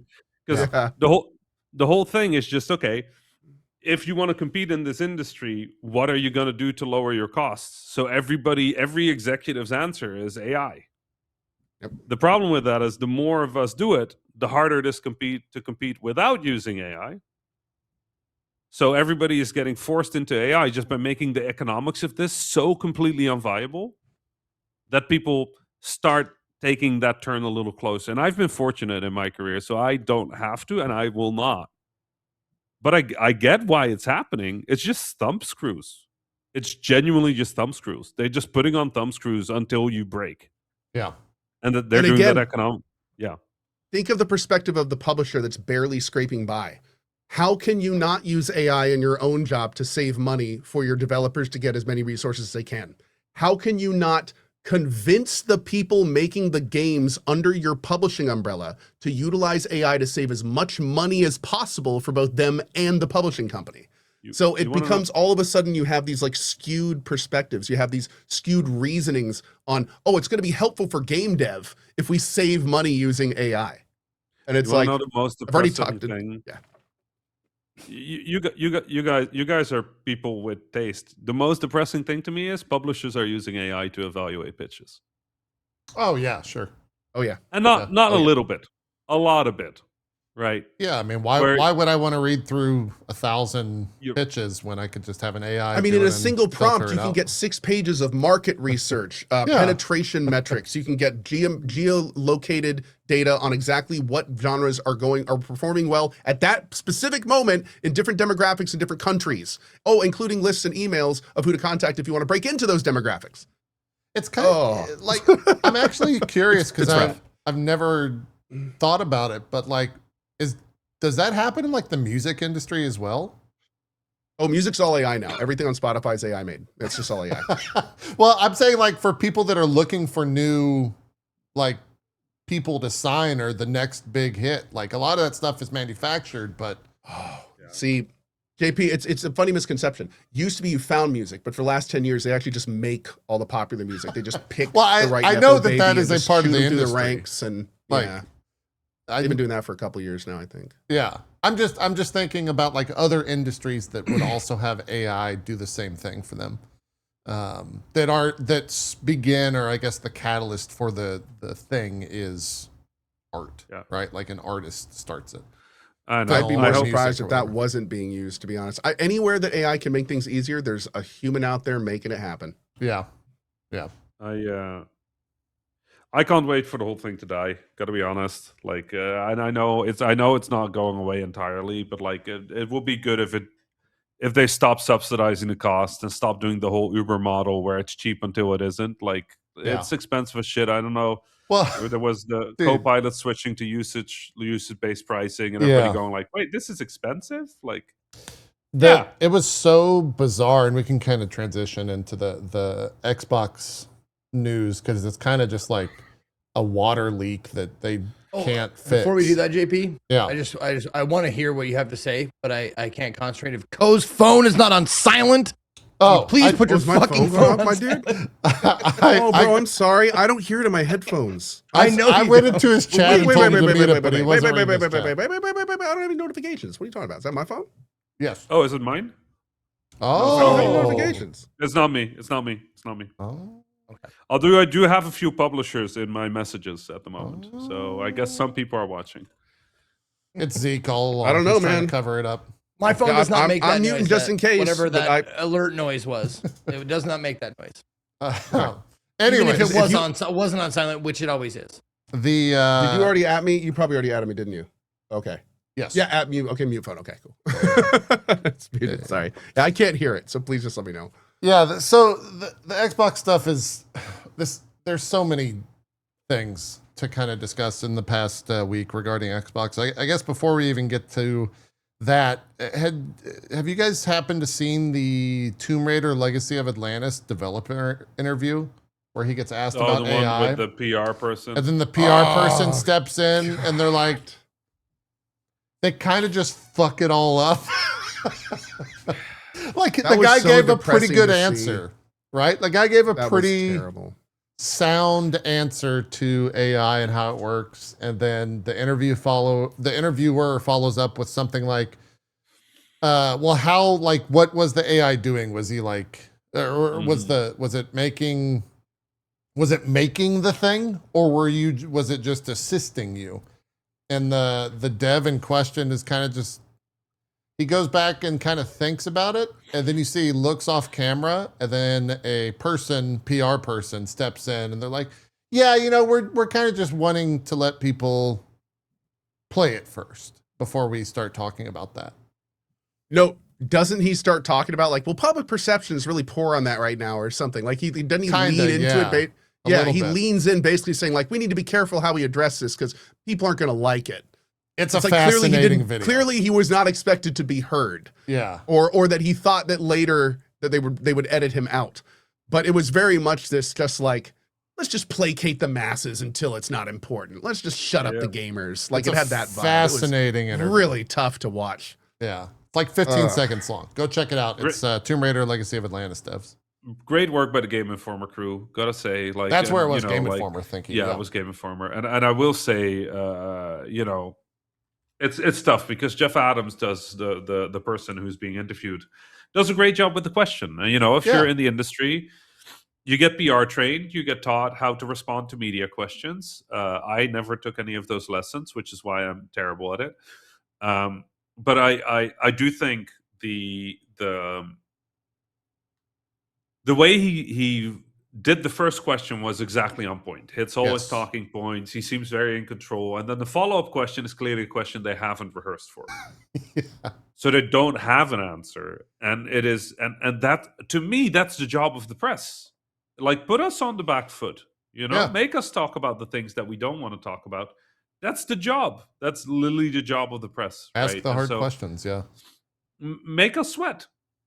Like because that's the if it's not doing that, then what's the point? And so I'm happy that the press seems to be turning on this and starts to be like, okay, you know what? It might lose us a little bit of like access points with some of these publishers, but like, what's our point otherwise? And so Jeff did a good job of trying to contain it, started answering the question, PR person jumped in, did her job, which is 100% correct. We don't know if the actual answer would have done more damage. This is at least controlled damage. Yeah. Is it good damage? No, of course not. But Yeah, anytime PR jumps in at that point, it's already at already that point, a net loss. Yeah. Yeah. But. And so to me, it's just it's a beautiful little microcosm of everybody doing their job. But where no one wins, except us, because us, Game Informer did the right thing, and so we get to see how panicked the reaction in the industry is. Yeah, and as long as we can keep making it hurt, it'll be less popular. Like, it's not worth it. AI is getting more expensive. The human cost is expensive. The motivational cost is expensive within the team. And now also the public reception is expensive. Like, no, hell yeah. Like, make it cost, Like, why not? Yep.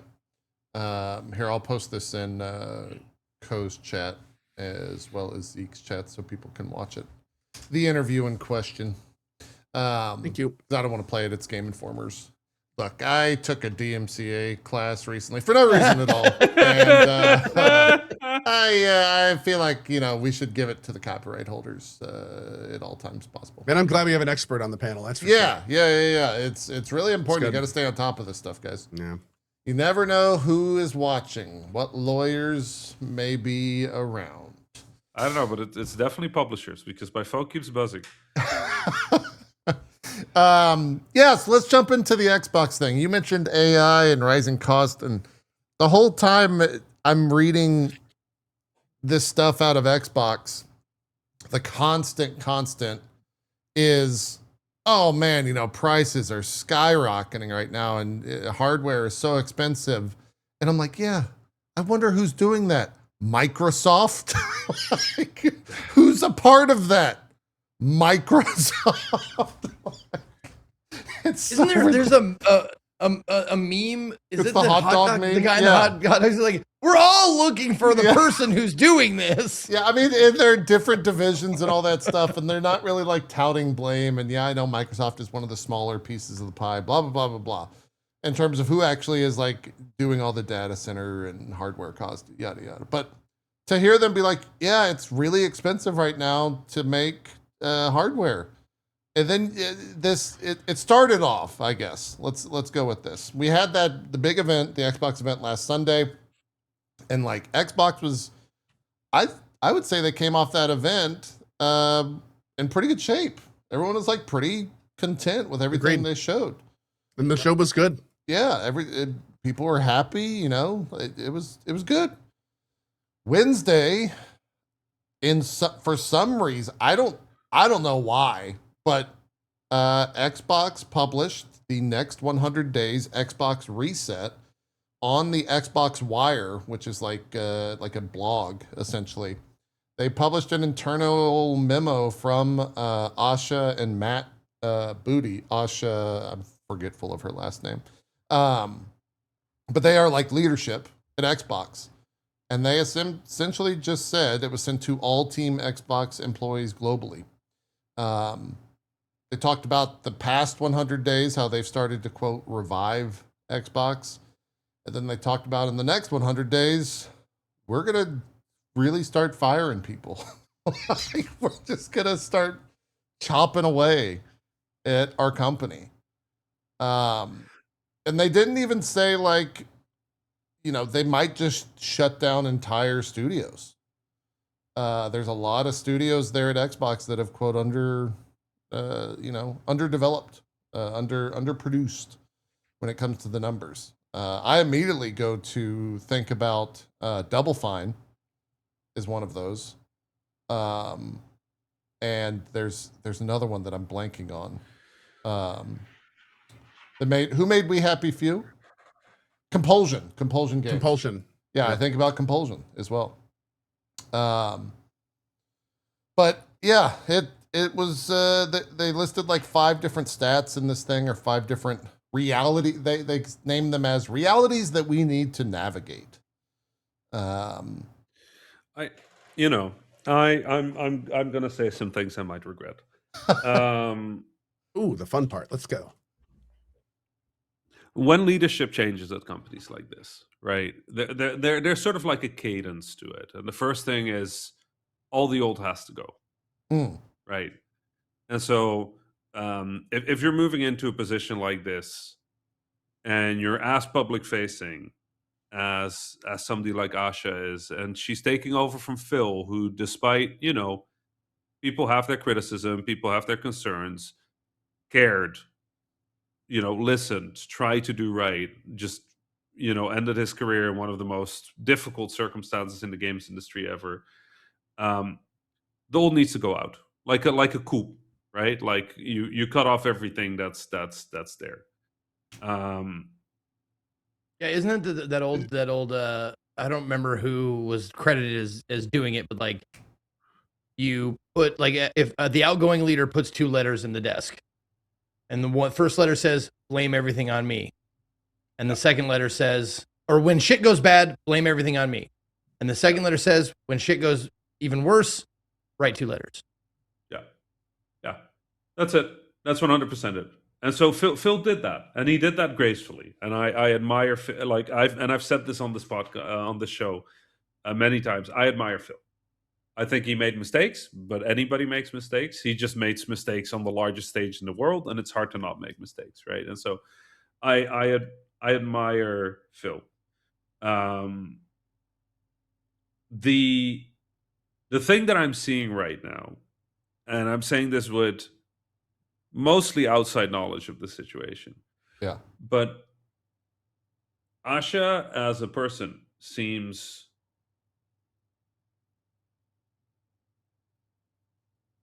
disciplined. This is a person who seems to be very diligent. You don't get to the position that she is in without being really, really, really good at your job. Right? And so disciplined is, I think, the word I go for. And so if you're looking at this and you're looking at what's happening right now, I'm seeing sort of like 3 storylines, right? The first one is we're going to focus everything back on the gamers. So it's no longer Xbox, it's Xbox. That's important, right? Yes. But like we're gonna restart everything, right? We're gonna reset, we're gonna start from scratch, and we're gonna start there. What does that mean? Well, it means focus on exclusives, right? That's sort of like a thing that has come up several times. It's sort of like, okay, we gotta own our own things. Our game showing up in other showcases is crazy. We're not going to be doing that anymore, right? So that's story number 1. Story number 2: things are hard, things are expensive, right? And it is hard to keep doing this with the sort of like with the scruff that we've collected over the many years of sort of like this old industry that no longer fits what we do.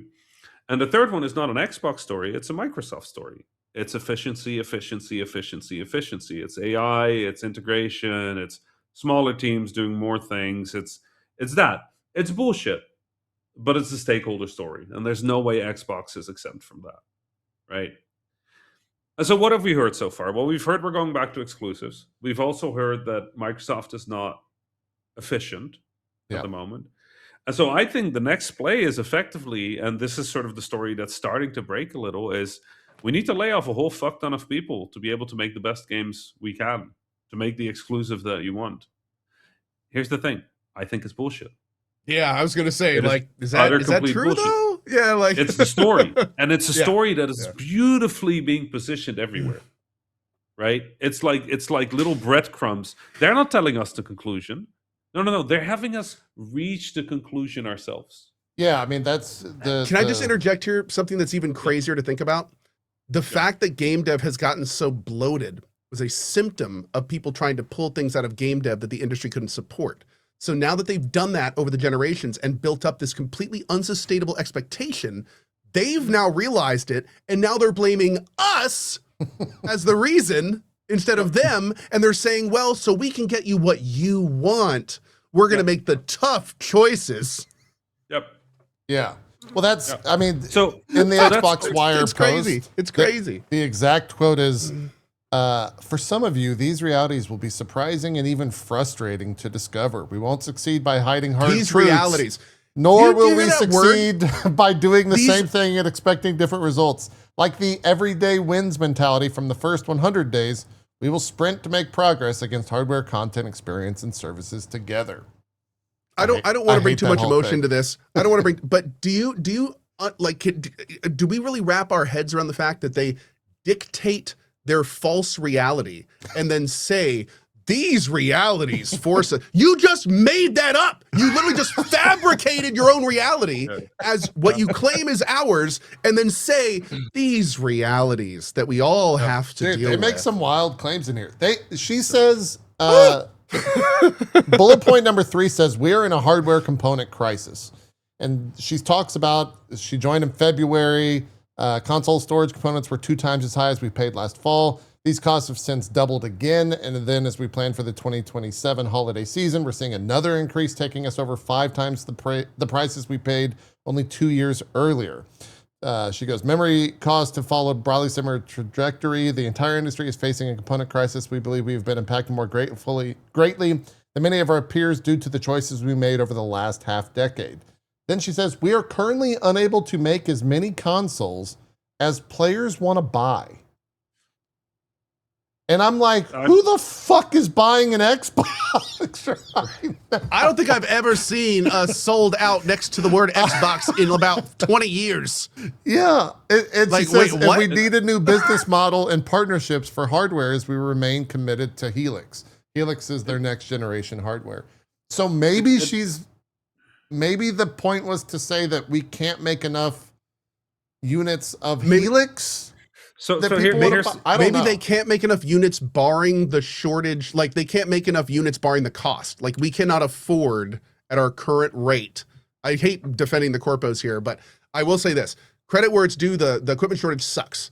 And companies, all companies, not just Xbox, all companies are in a super shitty position because of NVIDIA and these other companies that have basically like completely screwed up this equipment shortage. So like of all the things to attack companies on, the equipment shortage stuff is probably the one where they have like the most wiggle room, I'd say. That's a global widespread issue. Yeah. Like companies have to do things to get around that. Same shit Steam dealing with and all that. But You forgot your hair grease and your tie today, Copo. I'm boy. sorry. Yeah. I need my Arasaka jacket next time. Jesus Christ. it is I'm also just saying, go after him for the right reasons is my point. Like, Right. you know, let's keep our eyes focused on the prize kind of thing. Yeah. Mhm. Yeah, so blame Microsoft, not Xbox. Yes. Like, yes. I'm kind of not wrong. For sure. Yeah. For sure. Yeah. I think the final part, the final feeling I have, and this might be less gracious of me. I have such a hard time believing that the goal that Asha has is necessarily directly us as audience, right? Like I said, she's diligent. She's really good at her job. I admire so many things about what she does. But to me, it doesn't feel like Xbox is the end station. Xbox was the end station. Yeah. Phil didn't want to go anywhere else. There was no other core company. There was no, like, this was his life. And that was it. Yeah. That was it. This was everything to him. And if they had offered him the same job over at Amazon for 3 times the pay, I don't think he would have gone. Right? Like, I think he would have just, I think he would have just stayed. Well, near the end, I also would have gone. Like, take the exit, get out of there. But like, to me, it you know, when you think about corporations at that level, and this is not an Asha specific thing, right? Like, I'm not saying this is specific to Asha. I'm saying at that level of corporation, people stop working in favor of the corporation. People work for their own career. It's politics. It's Game of Thrones shit up in these companies, in PlayStation, in Microsoft, in Nintendo, and in all of these companies. It's just straight up Game of Thrones shit. Steam doesn't have it because Steam as a whole company is Game of Thrones shits because they have a flat hierarchy and a monarch. But like, beyond that, it's just politics. And so, I think a lot of people on the ground level, the developers, the creators, the people, they're just trying to make cool shit. And I'm sure that within Xbox, there's a lot of people that just want to do cool stuff. But the higher up the ladder you go, the more backs you have to have stuck knives in to get there. Right? And so Phil sounds like the kind of person who has taken a lot of knives to the back and just kind of stayed there. I don't think Asha is that kind of person. Right? And so to me, that is the other scary part. It's like, okay, this is a major shift in this strategy. Yeah. But it paying off kind of depends on her sticking around a bit before the next person goes and reads the letter. Right. So I just don't know. It's so hard for me to sort of like read this and go, this is a beautifully executed, we're laying all these people off for you, the gamers. as a story. It's beautifully told. It's fucked up, but like you have to respect the way they're laying it out so beautifully. Like, oh, we need to do the exclusives, but we can't afford them. Everything's expensive. Phil really fucked us with all these people. If only we could let go of them, but we know that you love the developers, but we have to make hard choices because how else are we going to give you Halo? How else can we do it? And then they, and then there comes the axe. Yeah. And then you just find out later the whole thing was written by ChatGPT. But like the thing that's so frustrating is like, especially with Phil, like it's almost like you can. And one thing I'd love to see, I know the answer, but I'd love to ask Phil if he'd want to come back on at some point. Like down I would the road. assume, like whenever his NDAs expire. Yeah, like, I'd love to talk to him again. That's the thing is, I bet you he's got a pretty hefty NDA. You can tell the person we interviewed is not the person that left the company. And I think that Rami kind of nailed it. I think what we saw was an example of someone who still had their ideals kind of slowly just get stabbed in the back over and over for years in public. Like the way he left and everything, everyone knows something happened there that he probably was given an ultimatum. He said, I'm not going to do it. Like you don't silently release someone like him in the night, like they did without a good reason. Like they didn't want eyes on him leaving the company. And that's something I think about all the time whenever Phil comes up is like the amount of shit that he probably had to go through on the back end. The person that left did not seem like the person we interviewed. And one day I hope we hear that story. Because this Asha thing, I mean, again, she came in with zero experience in the game industry. Her experience is in AI and AI stuff. And then she comes in and she kind of did exactly what we expected she would do, but she's just being, like Rami said, she's being beautiful about it. It's very flowery. But I mean, like, there's some writing on the wall that this is exactly what everyone said was going to happen when she came in. She's going to come in, clean house, cut as much as she can, probably jam as much AI as she can in the back end to save money, and then like try to just salvage what she can from the brand, from Phil's machine. So yeah, it's a wild situation, man. I personally, especially after this last letter, like I'm right back on the skeptical train. I don't really. By the way, really I do not recommend anyone out there trying to jam as much AI in their back end as possible. Just trying to don't do that. You got to be careful. For the record, bad idea. I took weeks to get back to normalcy. But anyway, it's definitely takes a lot of fiber to clean that out. Yeah, 100%. Yeah. So all of that being said, on Friday, a fairly reputable, from everything that like, I dove into this because I was just like, what the fuck? There's no fucking way. And it got reported and picked up by a ton of people because of how, kind of much of a news bomb it was. But it came out Friday, came out towards the end of the day, which is usually when these things hit.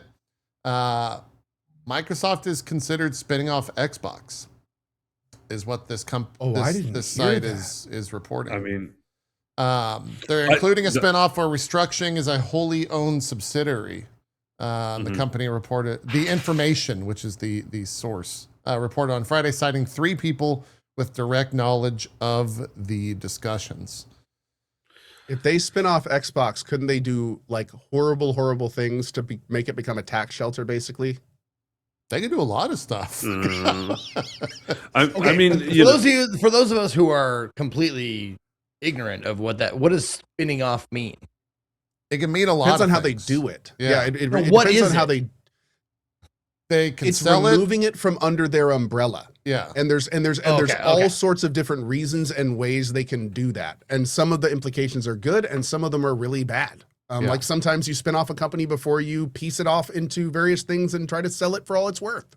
Yeah. Other times you do it with good intentions to like give the company a better chance of surviving on its own without the baggage of the parent company. So it would really depend on their perspective in the spinoff, in their reasoning for why they're doing it. Yep. And Microsoft already does this with GitHub and LinkedIn. His chat was very quickly to point out they own both of those. And also, as someone pointed out in chat, spinning off is also a great way to distance a brand from a company. Yes. So if Microsoft thinks that Xbox is going to do very poorly, no matter what they can do, if they spin it off, they can negate a lot of that blowback to the main parent. Yeah. And if you want to get like super cynic, the reason that they're starting to potentially lean the company and put it back on track as like being exclusive focused is they want to fucking sell it. Right? I don't know Well, who the has value- 100 billion What- lying around though is the only thing is who's going to buy Look at what it. Twitch did. Look at what I mean. This is basically following the Twitch before Amazon thing. They inflate the value of the company and then drop it when it's as hot as they think they can have it. Yeah. Yeah. That's the only thing though, is that not very many people these days have 100 billion. Don't worry, Elon will buy it.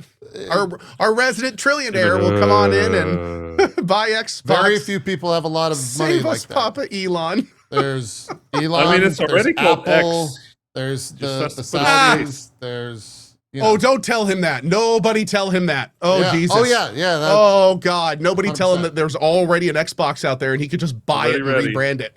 yeah. It's already there. It's already there. Yeah.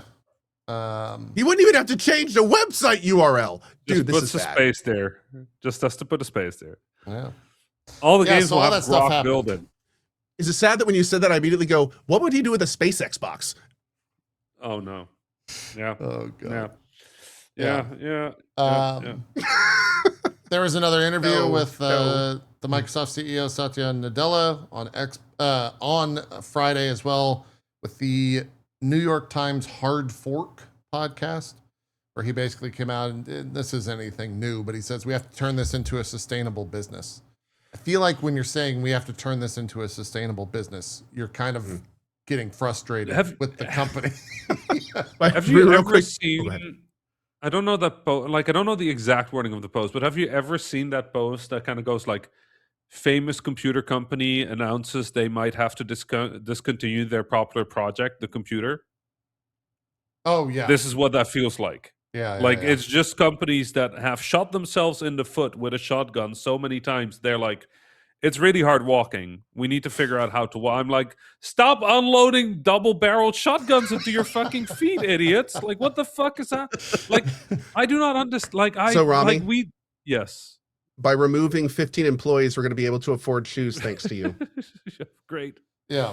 Uh, All this comes off of a post yesterday, I think, or the day prior as well, where it's reported that Gears of War E-Day, the newest Gears of War, has a budget of upwards of $400 million. So, yeah. Just been a Okay. great week for Xbox. They're really out there. Okay, real talk. I'm not going to lie. Everything I saw about E-Day looked like a Gears of War. Have their budgets in the past been that extravagant? Is this a normal thing, or is this I like don't all of know. a sudden it just cost a lot more to make a similar product? That seems abnormal to me.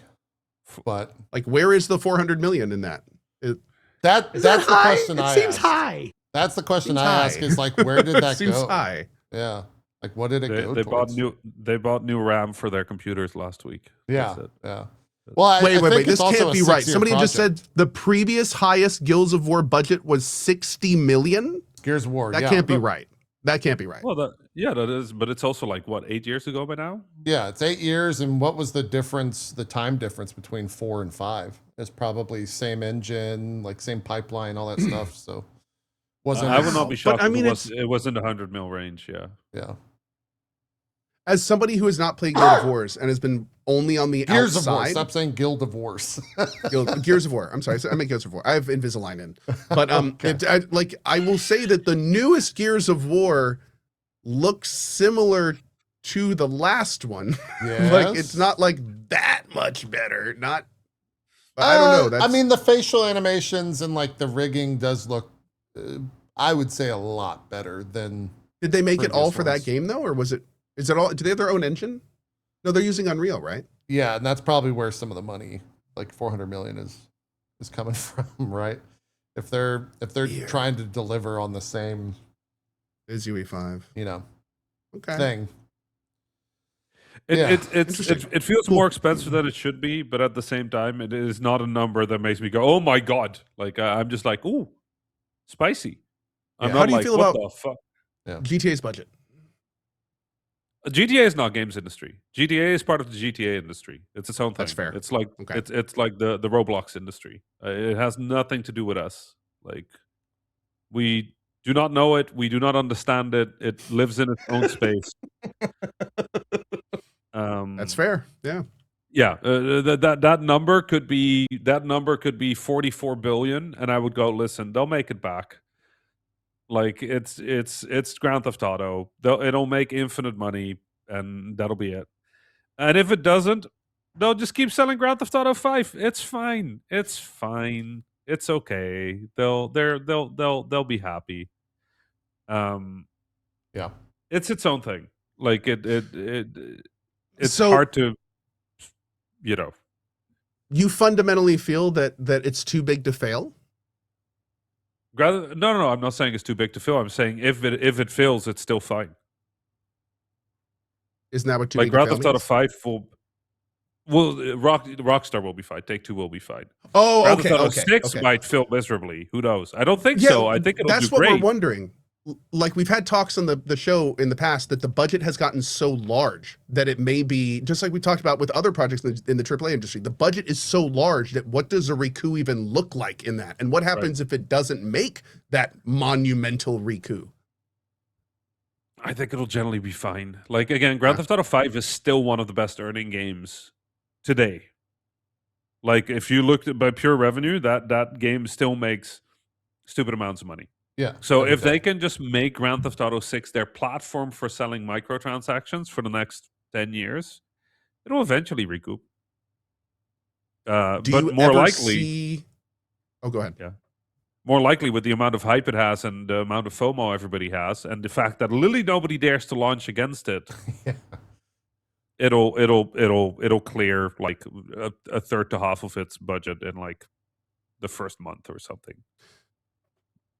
So here, with It'd all be of this fast. being said, here's something I'd love to know, like your opinion on. So it is something completely different. It's its own engine, but it's taking from the same pie, you could argue, as all of game dev. Like it's taking the gamer's budget, the 3-hour a week player's budget.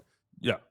Is something like Rockstar, is something like GTA 6 just going to continue on its normal AAA upward trend while the rest of the industry kind of suffers under its own weight and dissolves?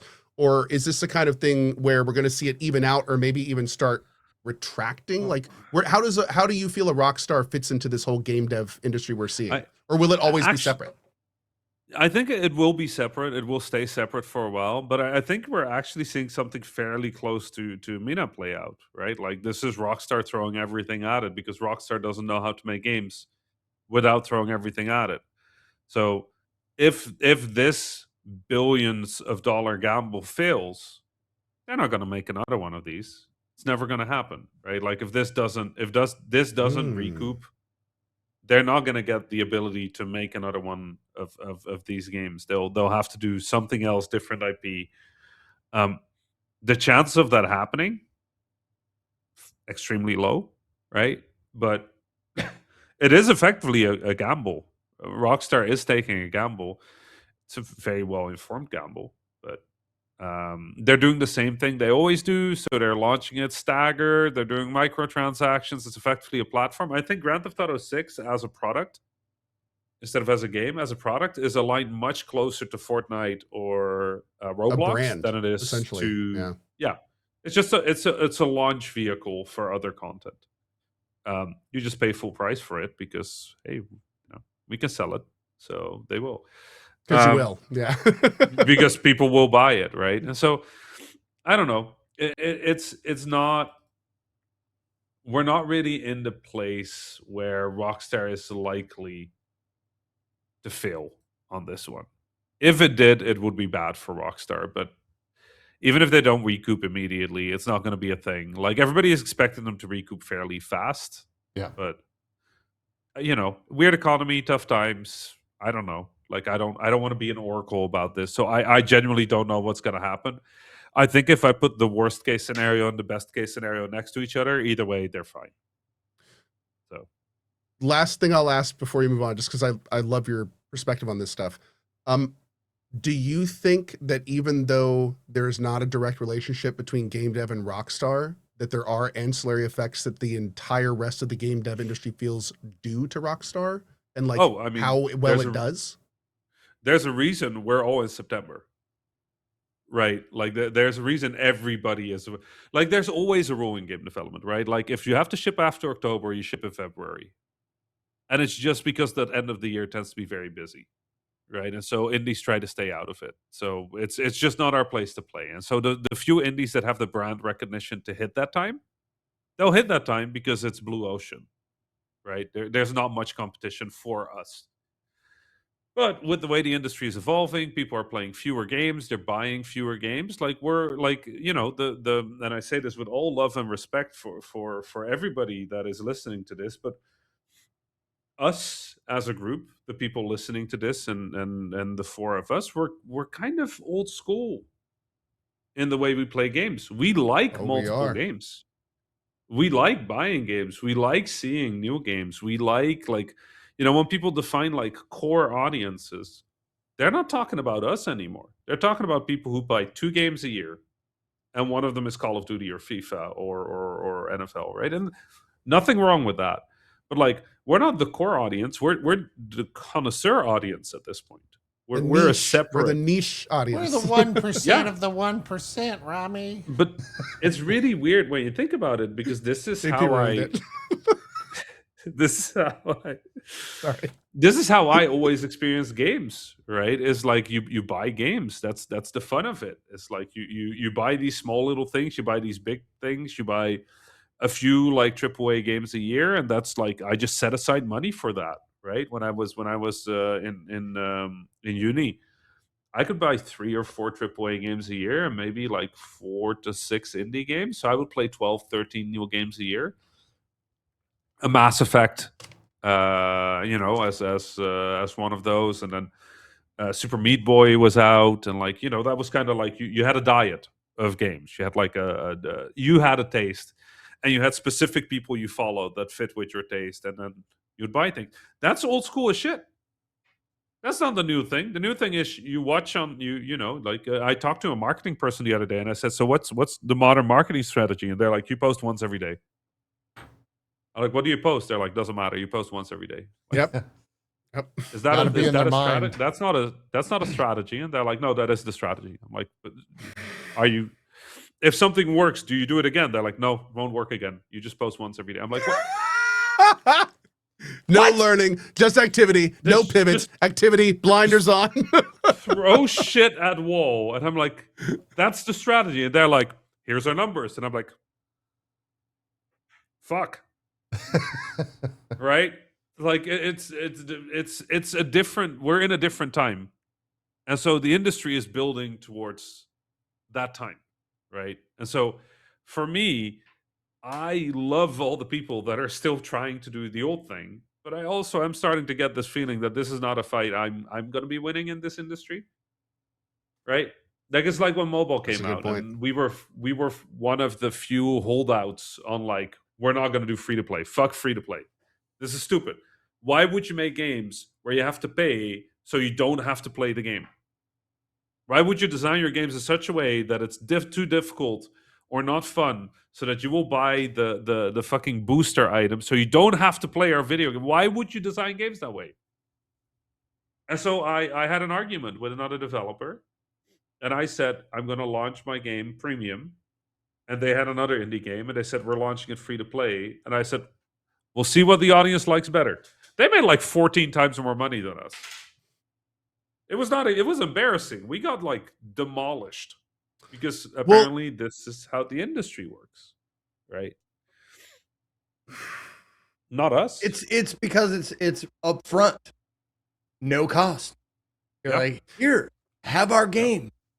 Yeah. It's And you know, it's the old tried and true thing that's been working for drug dealers since drugs. But here's the problem, though. Here's Like, the problem. here's the because- first hit, baby. I'll be here when you need more. and that's right, because you the question was who made the better game, right? But it's like it doesn't really matter in a lot of ways, because if your game is good or bad doesn't matter, because if a person buys the game, then at that point you're good, you've sold, unless there's a refund. Like, it doesn't matter if the game's good or bad, like, you've done your job. But for that other guy, he needs to make his same game so good that when people play it, it's not that they're buying. Free to play is not buying. You know, they're literally buying time. Like 90% of those free-to-play things, it's just so you can keep playing. My kids play a game called My Singing Monsters. Almost every single purchase in that game is just to speed shit up so you can play the game again. So the point is they made the game so good that people don't care about the price. They just want to keep playing. And they just keep, it's like putting quarters in at the arcade. You want to keep playing the game, so you got to keep putting the quarters in. That's what free-to-play is these days. So if you make your game good enough, then people just keep putting in the quarters so they can keep playing. And it's scary, dude. It's scary. And then you've put in enough money that you don't want to stop putting in money, because then all the money you spend on it is gone.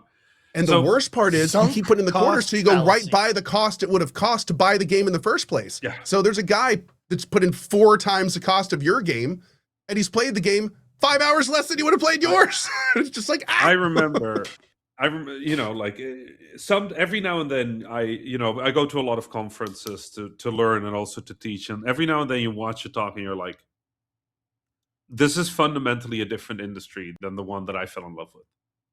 And I remember one, and it was a speaker. It was at an event called Pocket Gamer, and I don't remember the speaker's name. And this is 100% shade, actually. I was going to say no shade against this person, but no, 100%. This is fucked. Their talk started. I think it started like this: a Wall Street broker and an oil sheik get into a fight. Who wins? Us. Everybody else. You, the game developer. okay. Because the way they're fighting is in your game. And they're buying microtransactions to outdo each other. And so the talk was about whales. Whales is the industry concept. It's a real word that we use. It's the industry concept of the people who spend most in free-to-play games. And so the industry, I remember a talk at a real games conference that was how to legally monetize kids. I'm like, It doesn't surprise Oh, yeah, dude. me. Yeah. No, again, one of the reasons I let my kids play this game called My Singing Monsters is because it's absolutely adorable and one of the most egregious examples of pay to win I've ever seen in a game. Like the amount of money that this is, and the cart. Like the reason I have my kids play this game is because I don't give them a cent to spend in it, and I want them to know exactly what these games are, exactly how they function. I want them to have to get to a point and wait and see how much it sucks when you don't give it money. Dude, I'm training them to hate free to play. That's the goal. So, but it's like, here's the thing, dude. Do you have any idea? In 2 clicks after I've put this card in 2 clicks, I can make it so a child can make any purchase they want on that tablet. Oh, without any authorization. I'm aware how the amount bad of parents it is, that, like, dude, I've looked at how many people have, complained online about charges they didn't expect from their kids. It's like the game was designed for. How old is your oldest, by the way? 9. I can't. Have you already envisioned the period where they know more about the thing than you do and somehow use money without you knowing? I put every guardrail possible. I'm constantly researching. Oh, I know. Well, I was getting to that. I'm constantly researching it. I have my own experience to work from. I do every guardrail that I can, and I still feel like I'm flying blind. Okay, yeah. Like I mean, I'm literally. So it hasn't happened yet. I'm working against fleets of psychologists and people that have millions and probably billions in some cases of dollars that are trying to find out exactly how to screw my children out of my money. Yeah. Like and I will never have the resources those people have. But so the most I can do is protect myself for that world instead of expect the world to somehow change itself to make that a safe place. I had a friend tell me the other day that their 11-year-old went to an AI and asked it how it could somehow bypass something that they had set up, and it worked. There are some scary articles about not only what children say to AI, but especially how younger children understand what it is they're doing with AI. Yeah, like they cannot comprehend. They cannot, old people as well. They cannot comprehend and wrap their head around it. So they take everything as fact that they're told. Oh, please go ahead. You have a good story. Let's I hear have it. one, but I saw Zeke. I saw Zeke. I want to know. Yeah, what no, Zeke I'm had. just going to date myself real quick with a short story of the Hulk Hogan hotline where you could call on a telephone and you could wrestle against the likes of Hulk Hogan, Hell yeah. Macho Man Randy Savage, Hell yeah, Hacksaw brother. Jim Duggan, the Junkyard Dog. All you had to do was pick up the phone and you press 1 for a leg drop, 2 for an armbar, 3 for a body slam. And I racked up $68, which was a lot of money for a phone bill. I racked up $68 in charges that my mom at my mom's house, and she was very curious as to know, like, where the fuck or who the fuck have you been calling? And that's like back in the day, that's a similar thing. Like, I could just pick up the phone and spend my mother's money. It was great. Oh, Yep. the quickest of segues. Zeke, exact same situation. Very awkward talk with my parents. $261 over the course of 3 weeks, because every time I'd get stuck in Monkey Island, I'd call the helpline. Are you stuck in Act 1, Act 2, or Act 3? Press 1. Okay, 1. Okay, let's go through every single thing you can do in there. Press the one you're at. Okay, press that. Okay, if you here's all the steps. And I spent so much time on the phone to that 900 number getting hints for Monkey Island. Man, you guys were fucking nerds. I was calling hot chicks daily and racked up a crazy bill. What do you Yeah. I had my IBM 386, and there was a the way back then you connect to the internet was you dial the phone number from your computer, Oh, and so I was not aware that would show up on the phone bill. Just had no idea. I just dialed the phone number, and so I was on the internet like more than I am nowadays. Back when I was 11. Yeah. I think it was like it was over 1,000, I think, before my parents sort of like realized that somebody was on the phone a lot. It was also weird because they never got phone calls anymore. Yeah. because you was always busy. Yeah. Dude, that's how I know when my parents were pissed, is when they would fucking pick up the phone while I was playing and put it a off game. the hook. Yeah. So you could, that was the worst. Your connection was gone. Yeah. Yeah. Yeah, that's I wrecked was it AOL back in the day? I'm sad I can't do that to my kids. Yeah. No, they had it easy in that regard. There's other complications, but in that regard, yeah, you could just pick up the phone. Rami, do you remember the story or the thing you were going to say? Okay, I didn't think so. It was jumping off something Ko was saying, but it's We kind of got off topic. Ago, that's what happens on and the show. my brain lost it. It's well, fine. here, I'll give you some more. He's talking about classic gamer brain, Rami. Love it. Yeah. Yes. Oh yeah. No, but that was where we were. That was where we were, right? Like we are the exception. This group of people that is watching right now is the exception. We're not the thing that the industry is chasing. The thing the industry is chasing is how can we turn 13-year-olds into whales before legislation catches up and realize that child labor is illegal. Yeah. Even in video games. And so, like we're in a weird spot right now where money has fucked it.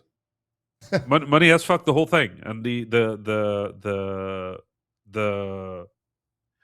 the group of it that remains trying to make the things that we love, they're fighting a system that's built to not have us do that. Like, anytime a game comes out and you're like, damn, this is for me. It's like somebody went for it on that one. So it's a weird time.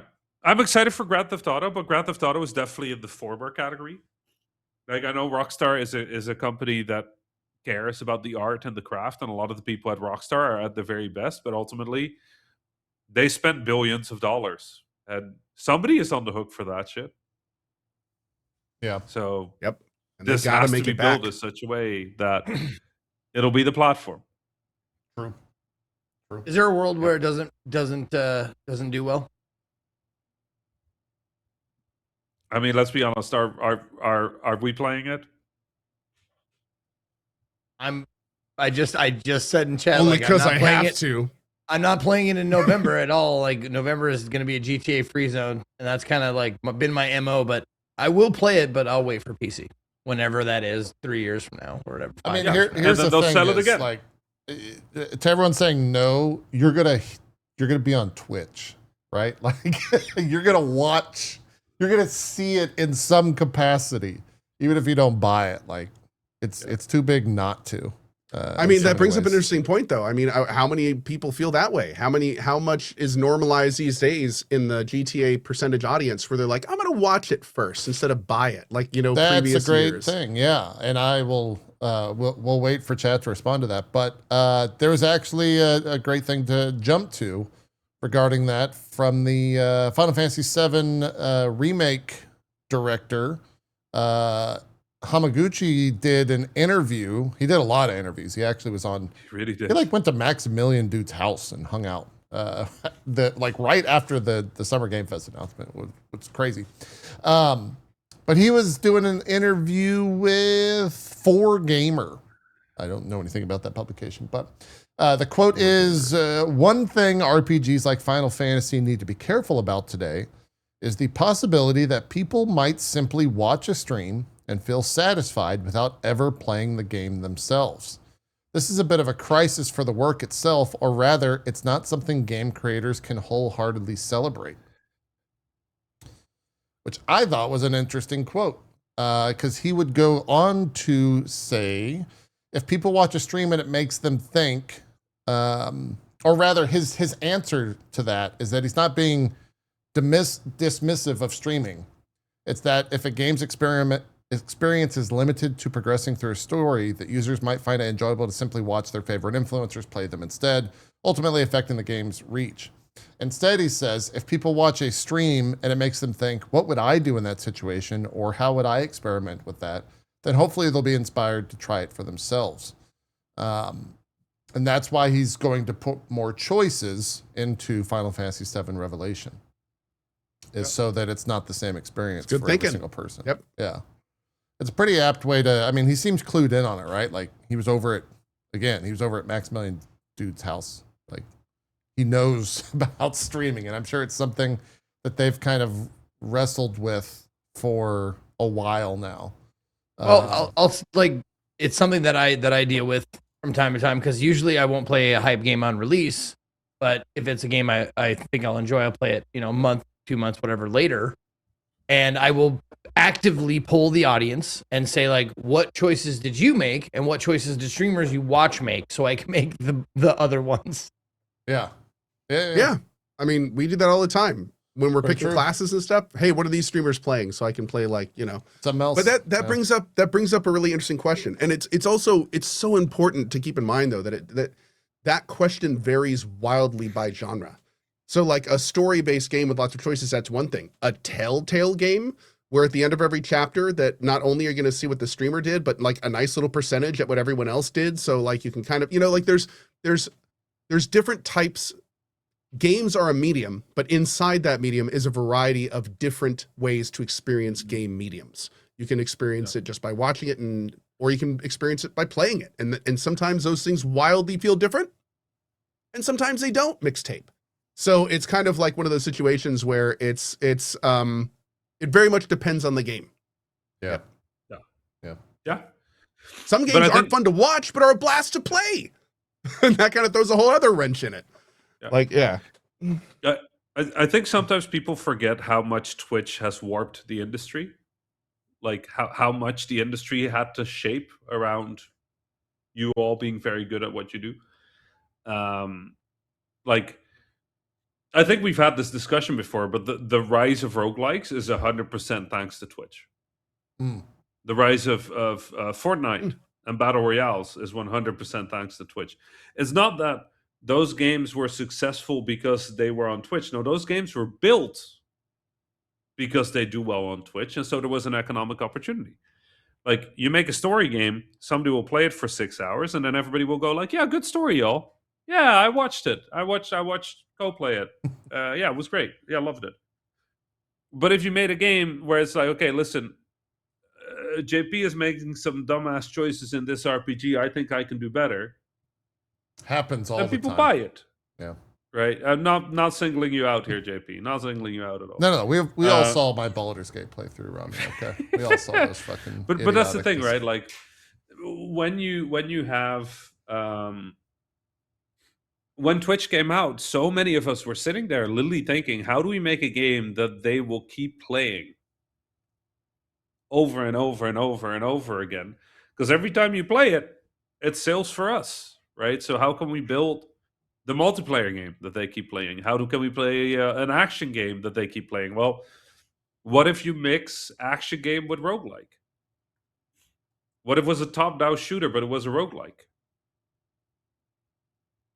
Right? So I think about it, a lot of it happened because of this. And I think that kind of keeps happening. You're kind of seeing it now with AI as like, a lot of the ideas right now are stupid ass ideas about like, how can we integrate AI into the game? And it's like, you can tell the NPC anything. And I'm like, that sounds shit. That sounds shit. That sounds so shit. Like, I'm like, I walk up in an RPG and I go to a character and I'm like, man, I have a fucking headache. Can you skip the whole quest line and just give me the item? And they'll just go like, yeah, sure, buddy. Here it is. Well, Because that's what people will do. we're at that stage, but then it becomes, if you pay me $1, I'll do that. Nobody is going to use that the way people, like, everybody always imagines that then they can do anything. That people assume that means the players will do the right thing. Why do you think the fucking loot cave was a thing in Destiny? It's not because it was fun. It was fast. And then you have everything, and then the rest of the game is shit because now you have everything. Right. Like, you can do anything in a game now? Fuck no. Please no. My entire job is giving you obstacles. Like, and I tell this to developers. Our job as creators is to tell a lie that is so beautiful that people want to believe it. That's my job. People pay me money so I could go, so, okay, listen. You're a fish with a shotgun, and you can roll. And then people go, fuck yeah, I will roll around that bullet. It's a lie. Baldur's Gate isn't real. Mortis Solus isn't real. High scores are like, all of this shit is bullshit. We just make it up. And then we make a contract with the people who buy the game to go, you just believe my shit. Just believe my shit for like a few hours, right? And then you'll have feelings. It's real to me, damn it. It's real to me. And that's the point. That's the point, right? The point is the lie. The point is that we are telling you bullshit. I actually think the coolest thing in games is to see when people reject the lie. Like speedrunners are fascinating to me because they're just using the software. Speedrunners are the Neo of the video game. They don't give a shit about the lie. They're like, I do not see the lie. I see the truth behind it, and it is broken and duct tape. Exactly. Right? But like this idea that what I do as a job is anything but lying with agreement, I think it's nonsense. But it's also why it's so sad to see so many games be reduced to like mechanical methods of extracting money. There's not beautiful light things anymore. I just want to tell beautiful, weird lies. I want to tell lies that make people believe in worlds that aren't there, or like make them do things that they wouldn't do. Like, and then the AI breaks all that because there's no lie anymore. The AI doesn't know what's real. The AI is it's not a lie. It's reacting to you. So you could just go up to the AI and be like, "Listen, I want to beat the game." Then what's the AI supposed to say? But this is not a game, sir. And they're like, no, it really is, buddy.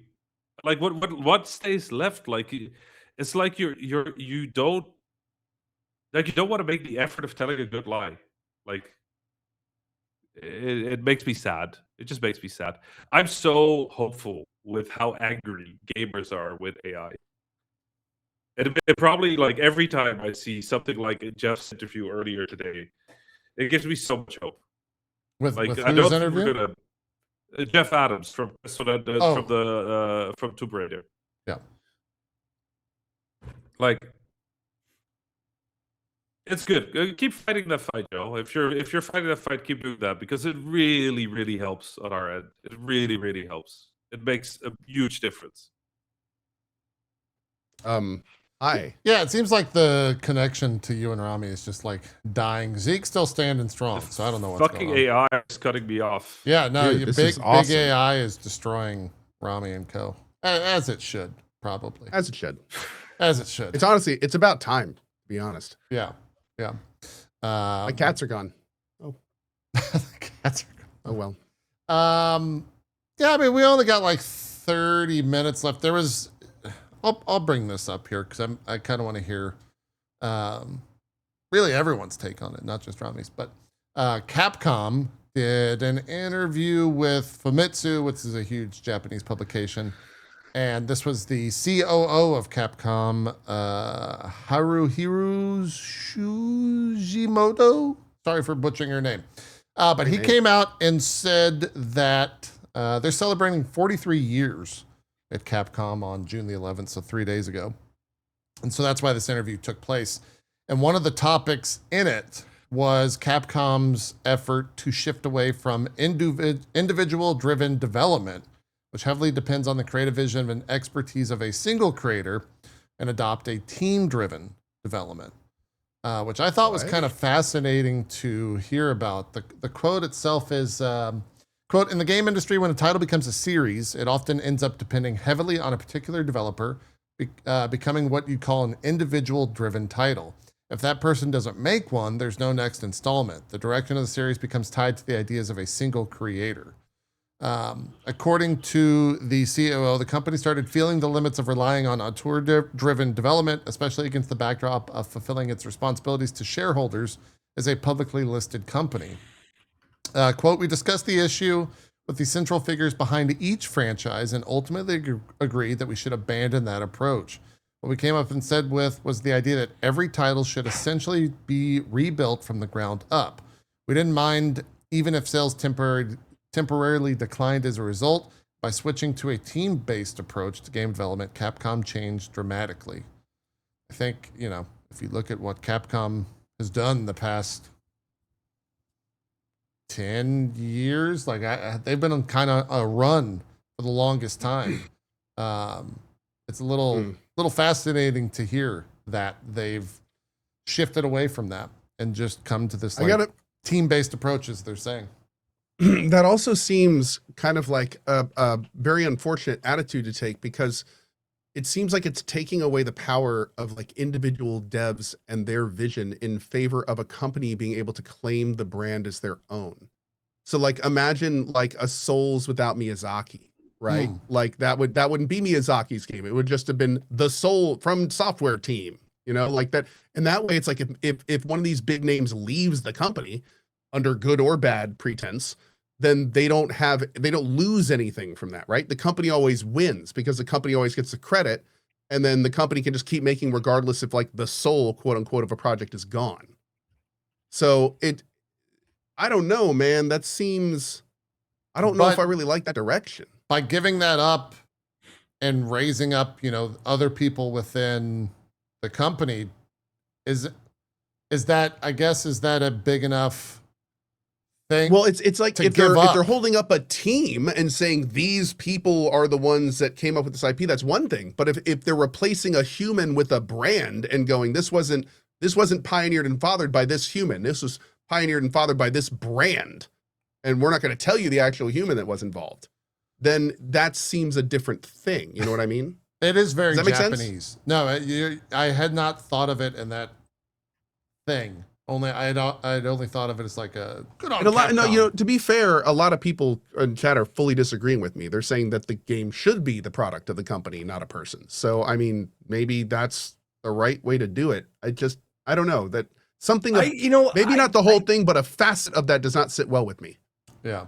I think that the games that stand out most in my mind, and the games that I find that I think that I like the most or love the most, are product of mostly one person's perspective. One person's like guiding the ship, like the captain of the boat, like telling us, like saying no and yes to all the different options and stuff. Like you can point to like certain people like Ken Levine or Hideo Kojima, like that kind of shit, like the very beloved games. Yeah. Because of the person in the lead. I think that too many cooks can spoil the stew when it comes to a game. And or not only whatever, that, chefs. Imagine FromSoft having developed exactly like they did, and they made Elden Ring, Miyazaki's like opus, right? And imagine if they had not told us all that, and then Miyazaki had quietly left the company in the back end, and then they give us an Elden Ring 2 that he wasn't even associated with. You know, it's kind of that weird. I get that weird same vibe when we talk about like trusting a brand of game reviewers as opposed to boiling it down to the individual people writing the articles and basing a game review off the person that wrote it, not the company that's hosting the review itself. I feel really dumb talking without my camera working. I hope it's coming through. No, your audio is fine. Yeah, okay, great. Fine. But like it has that kind of vibe. It's almost like purposeful obfuscation of talent, if that makes sense. And that seems like that's not a good direction to go in. I'm with Go on this one. Yeah. He's tried another call, I think. Or another thing that I gave him, hopefully. Yeah, I don't know what's going on. This is the first time this happened in a very long time. And I can't really solve anything in the time that we have. But is it? Oh no, I don't think this is on me or Rami's end, unfortunately. Yeah, I think it's probably routing. a relay between us and JP. Yeah, it's probably like a server not removing data properly or something. Yeah. Rami, I sent you a new link if you want to try that. Maybe. Oh fuck yeah! Maybe that'll spin up something. We'll see how it goes. If that works for you, I'll boot it up. Yeah. I'll send you one as well if it does work. Beautiful. Yeah, let's see here. While that's taking time, let's see. Actual drop frames. Yes, that did work. I'll give you a new call link. So maybe this is a good time to pivot into OnlyFrames. It's true. It could be. It could be indeed. Let's see. As in, if only we had some more. Yep. Oh, now you're dying, Rami. You were good, and now you're dying. Why, Rami? He disconnected again. It's all just fucking up here. Zeke, we're the last stand of the show. They're trying to take us down. Yeah. I can do 25 minutes. Fine. They're trying to take us down. Yeah, what did you start, by the way? Did you start? What all have you been playing? Let's go there, Zeke, and I'll sort out Rami and Co here if I can. What all have I been playing? Let's see. Oh, I played the 7th Guest remake. How was it? It was awesome. It's really cool. I love the way they did it. Full disclosure, they did sponsor the first 2 hours, but I ended up playing the whole game. Okay. Because it's a very nostalgic thing, and I played 7th Guest on CD-ROM. Like during CD-ROM-a-thon, I played through it. Oh yeah. Years ago. And I heard about the remake, and they contacted me, and there's Rami. Hi, Rami. Oh, my bad. Yeah. And they contacted me. They were like, "Hey, we want you to play the 7th Guest remake for a sponsor stream." I said, "Yeah, absolutely." So I did the first 2 hours, and then I played the rest of the game. And the cool thing about this is, like, when you do a remake, or actually a 7th Guest remake, so it's on the title as remake. So it was a VR game apparently, and then they made it non-VR, and this was the release of that, the non-VR version. And you can tell they made it with the VR like in mind, because all of the like FMV elements of it were redone with a new cast and shot in 360. So when you're playing the game and these images appear in front of you, like to tell you the story of the game, you can actually walk all the way around them and see, like, you know, them from every single angle. Huh. And, you know, all the lines are re-recorded. The puzzles are all like, one of the devs was in the chat and they said that all the puzzles are redone except for one. Like there's one similar puzzle from the first CD-ROM game to now. So if you were looking for a new experience, all the puzzles are different. And it's great. It reminds you of a time when like creepy was a lot less or a lot more tame than it is now. Like now it's gotten really like just a lot of disturbing. When you say disturbing now, it's different than when you said it, you know, in the 90s or early 2000s. You know, it has a different meaning. So it's a little campy, but it was fun. I had a blast with it. And it's also the movement you have full movement. Like I think the Seventh Guest back in the day was like you move frame by frame, like you just like move, look at a still frame, and then you can move and turn and look at another still frame. This one you can actually, you know, wander around the rooms of the house, which is nice. Is all the voice, like, did they redo the voice acting, or is it? The whole thing. They redid all of the voice acting and all of the actors. Yep, I saw, like, we looked at a behind the scenes thing, yeah. And they told me, like, we could only have, like, certain actors in certain rooms at the same time, so most of the things you're seeing are actors acting with they're talking to nobody because they weren't in the studio at the same time.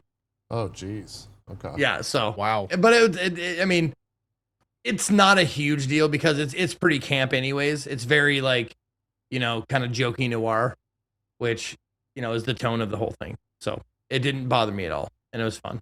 Cool. That's the old Seventh Guest remake. Co, I think your audio's fine. Great. So, but your Hi, camera's everybody. just a little bit laggy. What have you been jumping into the past week? I have been infatuated with Path of Exile 2's endgame. Oh, you're I have still a playing? short out. I have a short out that explains it, but I'll say it again here. I mean, Path of Exile has always been vast. Path of Exile 2 just made that even better. Yeah. But with this recent league, this is the first time that I fundamentally feel that Path of Exile no longer has an end game. There is not an end game of Path of Exile. There is not a do the axe and then participate in the mechanic that unlocks once you are done with the axe.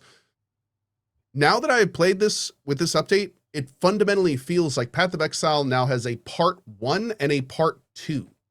Like the end game is so developed now. There's so many new mechanics, new things to see and do, new things that you weren't even alluded to during your first playthrough of the axe and such.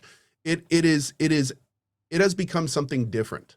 It feels diminutive to call it an end game because it is an entire second game. You just happen to use the same character from the first part as you do in the second.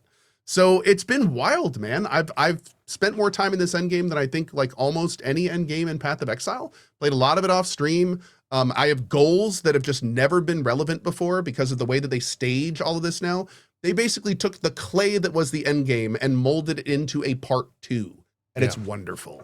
So yeah, that's been great. And then in parallel to this, not only have I had my like Path of Exile awakening, right? But one of my favorite games from my childhood has been remade, Gothic 1 Remake, and it's actually a soulful remake. And I love being able to say that. It in many ways, it feels like the classic, even though it's completely remade from the ground up. And in some ways, even enhanced. Also, full disclosure, I was extremely honored. They added basically like a handful of new NPCs for various reasons, and I was one of the NPCs they added. I will now help you ride scavengers and give you a little quest in how to ride them, which is a lot of fun, which is a mechanic they added into the remake from the original. But yeah, dude, I am no, well, maybe, yes. No, you can actually, because I saw someone complaining on the forums that they killed me and now they can't get a scavenger and they're super pissed. Okay. So I'll yes, take apparently you can lose me. I think I can get lost. I'll take it. I will flee your game unexpectedly. Hooray. But yeah, so that's been very cool. But no, the game has been phenomenal. I'm like 20 hours into it, and it's very rare that a remake hits me just as hard as the original. And this is one of the times it's happening. Like the game design behind Gothic was so in some ways revolutionary that a lot of other games have been scared to take the same path.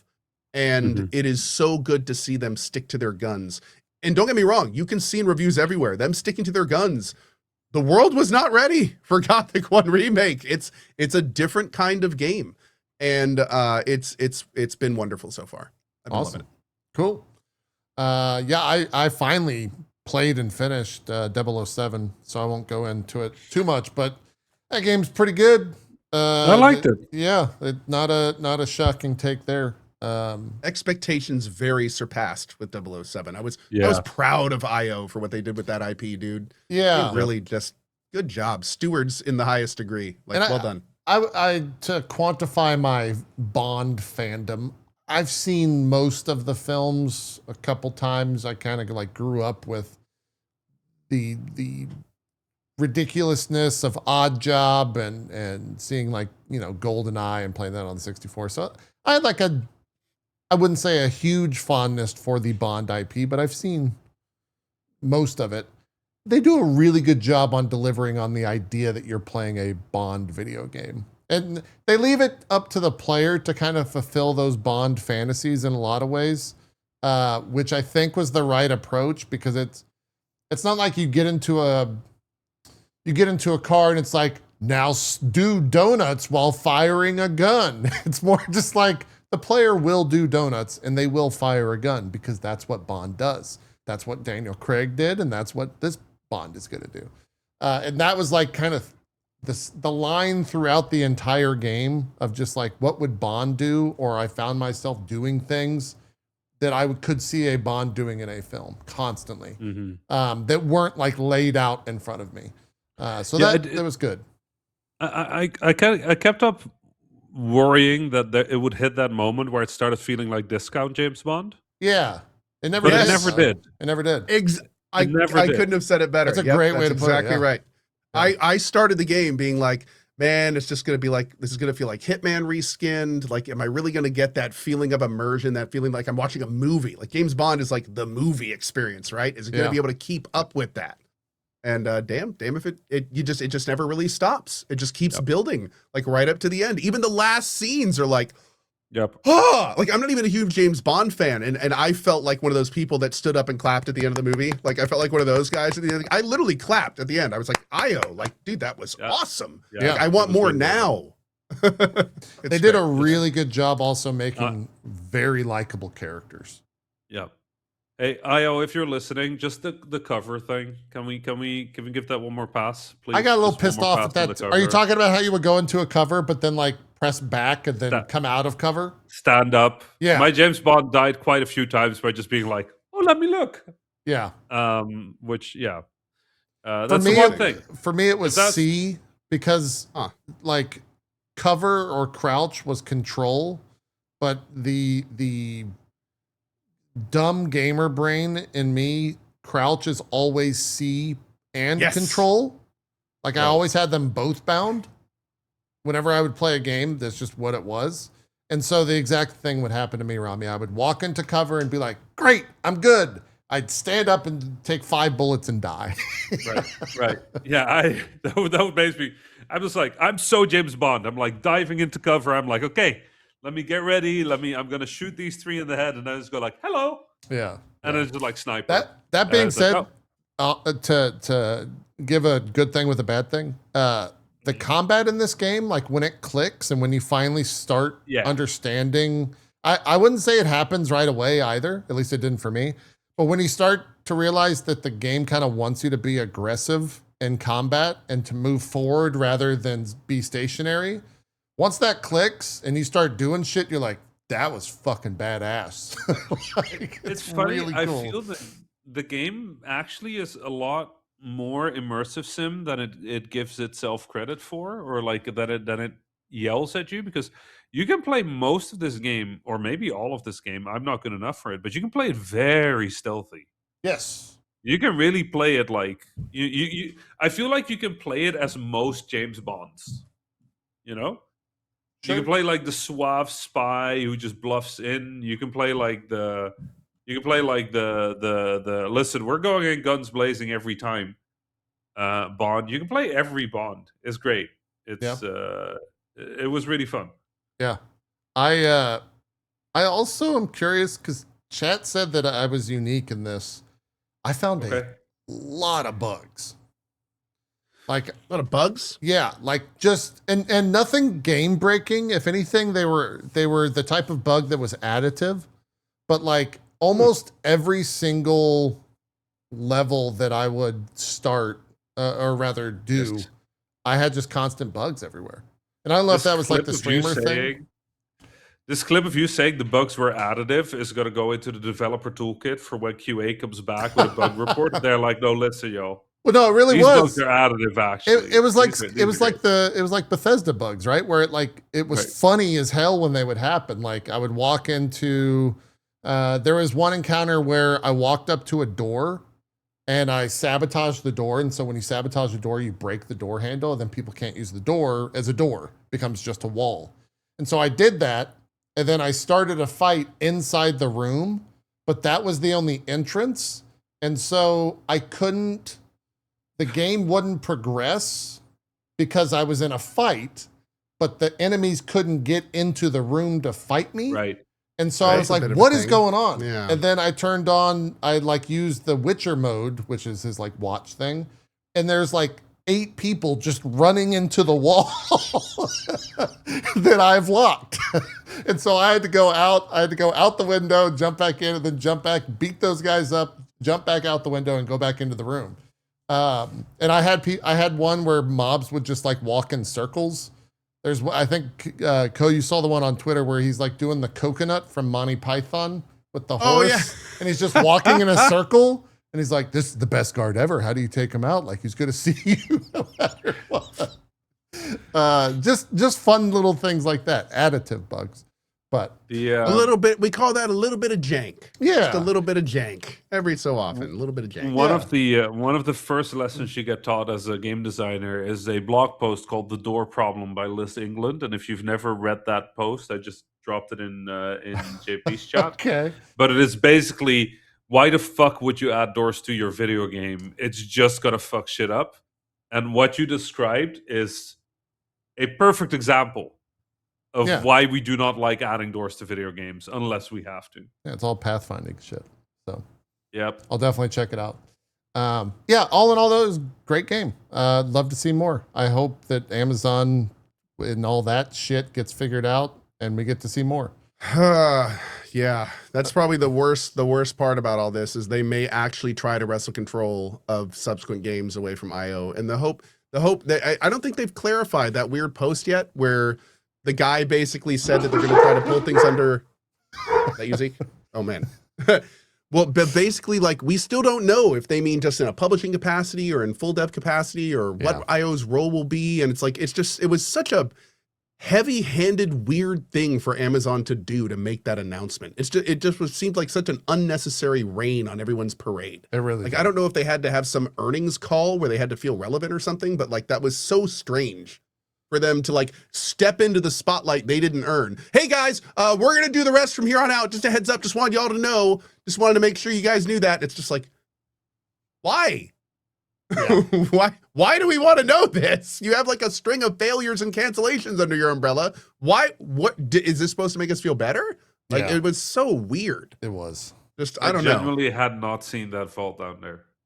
So this is one thing that happened constantly, and it goes back to kind of what the Final Fantasy VII director was talking about.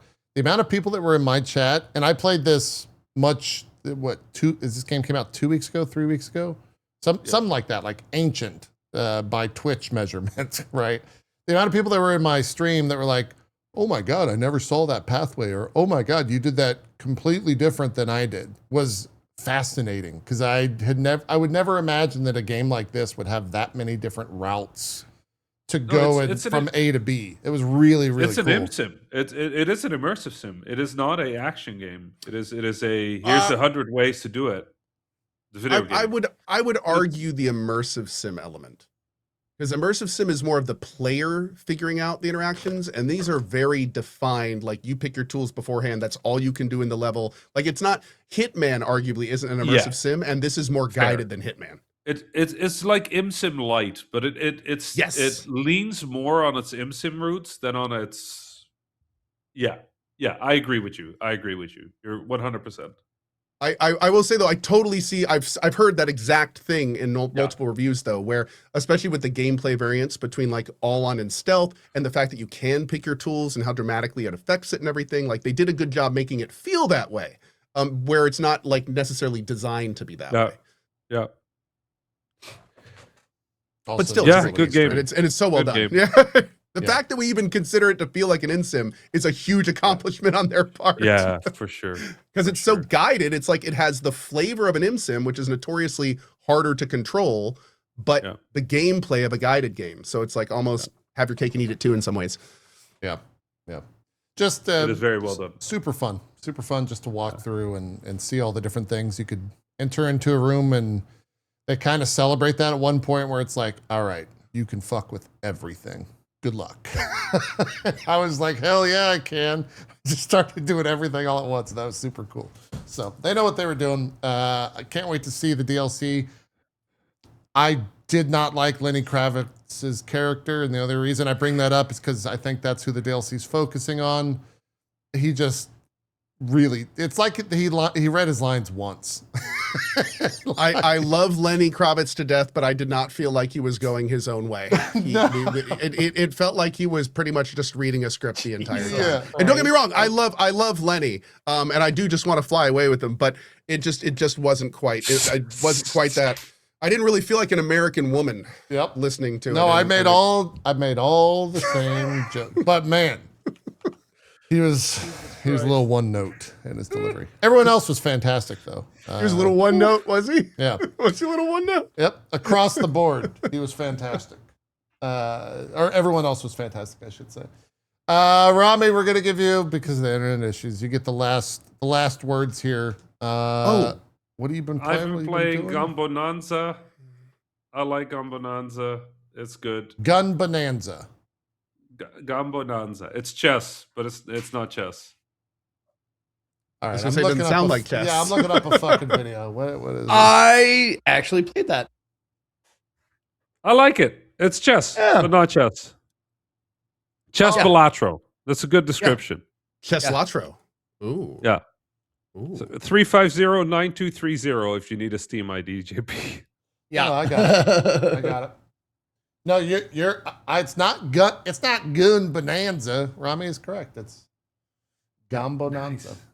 I said it right. Oh, Yeah, I've been playing Gambonanza. this. Oh. Yeah, Gambonanza. This- Yep. I this played is about an good. hour of this on Indie Day. It's a fun little chess roguelike. It gets pretty silly, which I like, and I like chess. I've been playing Wax Heads. Wax Heads, nice, good game. The a record little store game. about- yes, the record store game. That was good. I'm having a good time with it. What else do I have? I'm playing the new Yoshi game.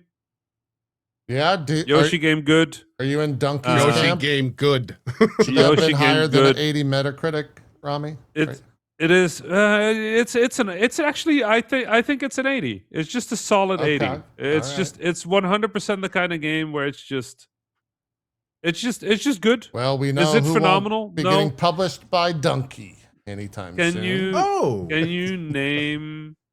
Can you name everything in Yoshi the most offensive thing your brain can come up with? Yeah, absolutely. Will that make the game really funny? Yeah, also true. So yeah, Yoshi game good. Okay.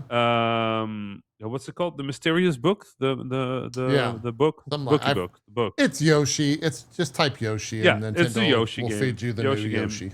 Yeah. Yoshi game Yoshi is game. good. Yoshi game good. I have to Yeah, ask, double- and it's criminal to do this. I feel like with 5 minutes left in the show, did you jump into the Destiny 2 stuff? I did. I Okay. did. I can't bring will myself to say, do it yet. I don't want to get. I would be The- sad. I think too sad. If you have played Destiny for a very long time, I think the main menu, the start screen, genuinely like broke me. Yeah. Like it's the it's done. You can tell it's done. There's no more. It's over. This is it. It's the end. Yep. But they've left it in the state where they left Destiny 1 at the end, which is they stopped giving a shit about the future, the economy, all the things that kept them from building the best stuff that they could, because if you do it, you can't build more. They just took all the safeties off. And so they left the game in a spectacular place. And and it's nice. Like the story feels unfinished. There's a lovely little sort of like farewell to the game. And so yeah, I cried a whole bunch. But the what a spectacular achievement from a game's perspective. Just what a what a remarkable thing to exist, to have a game like Destiny that should not exist, that could not exist, that has no reason to exist, that you couldn't explain when it came out, to be the greatest, the greatest game of the industry for so many years, to be the exemplar of so many ideas, and to just run into a wall like this at the end. It's heartbreaking. But at the same time, like, holy fuck, like, what a game, like, what a thing to have existed, and what an amazing thing to have played. And I'll jump in every now and then. I'll go play some raids. I'll have some good times. But like I said, I do need a new end of my day game. And part of me doesn't believe that this is the end for the IP. I would be Like, I don't. surprised. Same. It was too big. It just Too expensive. the sentiment has gotten too negative. The game was too hard to upkeep. Marathon already has Bungie spread thing. I think the main thing right now is to get Destiny 3 to be Destiny 3, Bungie needs to survive. That's Yeah. it. Like, if Bungie survives, we will see Destiny 3. If Bungie does not survive, we might see Destiny 3, but it won't be Destiny the way we know Destiny. And this is with no shade against the 343 folks with Halo, but like 343's Halo is not Bungie's Halo, and that's fine. It's great. It's not no, like, I'm a Bungie fan, so I like Bungie's Halo, but like, people have tastes and different tastes. Like, I want more Bungie. I Yeah. want more Destiny Bungie. And so I will hold hope that the people who like Marathon well enough to play Marathon, because I am not Marathon's target audience. I'm So not. I know we have a minute left, and I know I have to go in a minute, but just like super quick and brief, I would love to know this from you.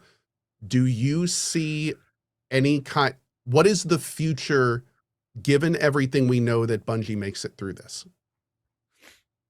So the version where Bungie makes it through this, it has to survive. Basically, it has to survive the shareholders, which is the first one, which is, this is one of the most expensive misses, right? From Sony's perspective, from an investment point of view. Like, they bought Bungie, but they did not get the value. The write off they basically did on it was enormous, right? And so there needs to be some sort of argument that Herman and team needs to make towards the folks up there with the money bags, to say, listen, yes, we'll reduce, we'll smaller, we'll make more efficient, we'll cut, but we'll keep the core of this team alive to keep Marathon flowing. And then there needs to be a little bit of breathing. Like, you can't take something like this and immediately expect money to pour back in. So Bungie needs to go on this sort of like life support mode, I think, for a little bit, where they keep Marathon going. Real quick, you would know better. Is the mobile game able to do that? Is it successful enough to keep the studio around in this dormancy period? The mobile Destiny game?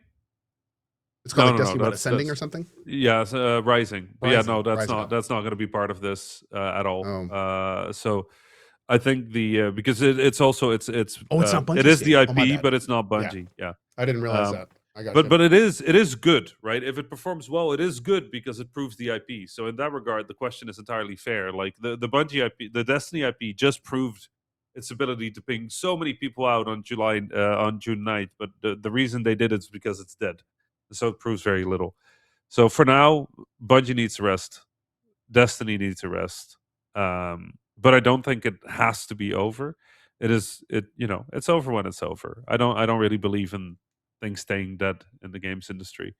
So I hope to see more, maybe in 5 years, 10 years, but I'll miss it until it's back. It's so wild to think of all the games and IPs out there, to see the zeal during the Sony show in chat of people wanting like, it's crazy to think with how many IPs get shoved down our throat that it's clear that like is so niche or that people don't want. And then we have like an IP that literally people are screaming for, like, do not let this die. Please do not let this die. And that's the one we have to be worried about.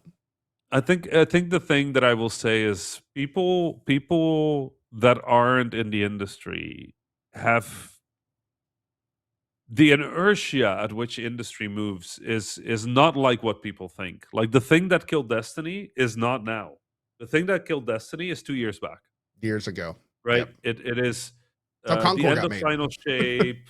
Yeah, right. It is Echoes. It is sort of like the response, the community turning against the game, the obviously decisions being made within the game based on information from 2 years prior that didn't land well, but then also there just not being a way to reconnect the community and the audience. So Destiny was bleeding. It was bleeding people, and like by the end, I'll be honest, if I was Sony, I would have pulled the plug as well. Like I cannot justify Bungie and the size of Bungie for a game that is pulling in less players near the end than indie games.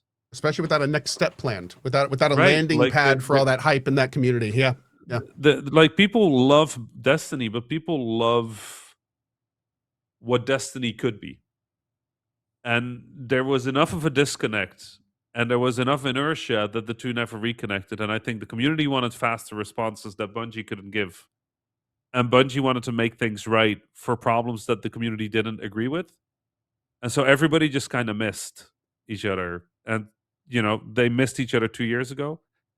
And then over 2 years, that kills the thing. Even though now all the right things, all the right buttons, all the right choices, everybody's playing this and they're like, this is it. This is all we wanted. And it's like, yes, you told them 2 years ago. So now it's there. It's there. They did it, but it's dead. It's over. It's like the movie Interstellar. It's like gamers are down on the planet while the dev teams of AAA are up in the orbit, and they're just like wondering why everything's moving so fast and they can't keep up, and like all these people are making decisions and liking what they like, and oh my lord, Rami, I wish we could have you for another hour, man. Like we need to extend out the Rami shows. JP will send another bad signal when there's a what is the Rami signal, by the way? We need to what is it? Is usually JP. So just for chat, just to understand the amount of effort JP does to get me on one of these shows is he messages me repeatedly over a period of weeks. And then for the 6 to 12 hours before the show starts, he will message me pretty much every hour to be, it is 7 hours from now. You know that, right? It is 6 hours from now. You know, very true. And I will always say, time zones are a bitch, man. You're here in this time zone. We're here in this time zone. And then 2 out of 3 times it works. And 1 out of 3 times, despite JP saying, hey, we're starting in an hour, and me going, absolutely, I still show up 20 minutes late. It's true. For which my apologies. No apology needed. We can wrap the show there, and I'll put out the signal in due time. Let's do some shout outs. Co, you want to go first so you can get out of here? Sure, that'd be great. Okay, go ahead. As always, a huge thank you to JP and Zeke, and a special thank you to Rami. Always so awesome to get his insights and opinions on this incredibly fast-changing industry. Always new curveballs, always new things. And love hearing his insight. That being said, my name is Ko. Hi, there's going to be a lot of Gothic 1 Remake on the channel this week. Also, a lot of Path of Exile 2. We also will be diving into the Dave the Diver 2 DLC at some point. It's going to get here. Nice. I still need to figure out how that, thank you. I still need to figure out how the hell that's going to work. I've been told that it is both a post-game DLC and also that you choose to start it from a new game. So I have no idea what's going on. I'm pretty blind about this, but we're going to get that figured out and play some Dave the Diver because I'm looking forward to getting back to that. But yeah, pretty much a whole lot of Path of Exile 2, Gothic 1 Remake, and Dave the Diver until I see you next week. Thanks for watching. Fantastic. Zeke, do some shout-outs. I'm out here, guys. Have a what's great up, one. Bye, Cope. See you, buddy. What's up, everybody? Thank you guys for watching. Thank you to Rami for being the guest again. Always so much fun to have you on the show. I love it. You're great. JP Co, being my co-host. Thank you. My name is Ezekiel the Third. You can find me at /Ezekiel_III on Twitch, Twitter, and YouTube. Ezekiel the Third, all spelled out, on Instagram, TikTok, and Blue Sky. You want to know what I'm doing this week? Oh, it's already like the whole week is taken because guess what? It's Steam Next Fest. That's right. It's demo week. We're going to be just doing nothing but demos for the entire week. So if you don't have enough time to play or you can't play, you can watch me check out like 40 plus usually demos for the entire week of this week. So come on down, check out the channel. Thank you for watching. I'll see you next time. Fantastic. I'll do shout outs real quick, and then maybe we'll even do a little, we'll keep talking. Rami, do you have 10 minutes? How long do you have? What? No, he wants to go. He wants to go. Rami was tuned out. He was already gone. What? No, I'm here. The connection dropped for like 3 seconds, and I'm like, what is happening? Here, do some shout outs, Rami, and then maybe we'll keep you 10 minutes, 10 minutes what? Am I in trouble? Maybe we'll Is keep it the yapping. publishers that they call it? Is the AI here? They might be. Go ahead. Oh, no. Yeah, I'm Rami. I'm an independent game developer. I actually am developing games at the moment, so that's been great. If you do want to check out a demo of a thing that I'm building right now, I made a game called Australia Did It, which is apparently the most confusing game to ever hit Australia. They still don't know why I'm singling them out on this. It's a little turn-based strategy game where you merge units, so if you want to check it out, there's a demo on Steam right now. I'm working on a bunch of other stuff that I haven't talked about and won't talk about for a little bit longer until I know whether it's actually good. But if you want to follow what I'm up to, you can follow me on Blue Sky. You can follow me on, just follow me on Blue Sky. That's probably the best place to be. And if you want to help me out, also just go on Wishlist. Australia Did It, please. It really helps. So thanks if you do. Fantastic. Hey, is the demo still available for that? I fucking hope so. Otherwise, I just send a lot of people Looks to like a it. demo that doesn't exist because anymore. I played it a while back. Yeah, I played it. I got to the second area. The graveyards. Yes, and we very quickly died. It's very cool because, like, you know, back in the days, it was much harder to develop games this way. But like being able to just put out a demo, see what people like, and sort of like go like, oh, okay, that ain't working, and then improve it, and then just kick out a new demo has been awesome. So if you play it again, it'll actually be quite a different game from what you first played. And that we've made some big swings that I'm very happy with. So continuing to build that game. Cool. Yeah, it was a ton of fun. So. Yeah, Zeke, I think I'm going to be joining you in the demo days in some capacity. I told chat that I wanted to play Stellar Blade. I think you played Stellar Blade recently on your stream in the past like 6 months or 8 months or something like that. Is that right? I played it, yeah. Yeah. So chat was like, you should get an eye tracker. That'd be funny. So then I did. And now I'm going to play Stellar Blade with an eye tracker connected. And that might last a stream. That might last the entire playthrough. It really just depends on how that goes. I've heard the game's quite the looker. And I've played a handful of it as well. I'm just choosing all the wrong words for that. This is definitely not the word choices you wanted to go for this one. Absolutely phenomenal here. Yeah, I've never used an eye tracker before, but yeah, this is it. That's what I would say. Yeah. Might use it for, I guess it would work in Flight Sim as well. That might be a fun thing to do. Plug that in. Anyways, Co thought his final image was going to be a thumbs up, but here it just looks like he's very excited to tell father something. I'm still terrified. What were these 10 minutes? I was going to talk to you about your game, but then I realized I probably couldn't fill 10 minutes with that because it's been like 6 months since I played it. So wow, brutal.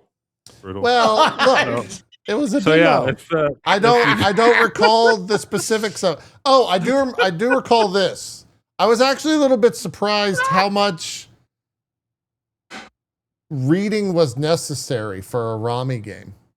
Yeah, that's actually one of the things we worked on a lot. I think the tutorial was way too long. This is an interesting. I will say this is an interesting challenge that I'm having, right? As a creator, is that it's my first game that I'm creative director on in like 10 years. Yeah. But the second thing is, it is also my first game in quite a while with a publisher, but it's also an entirely new style of publisher.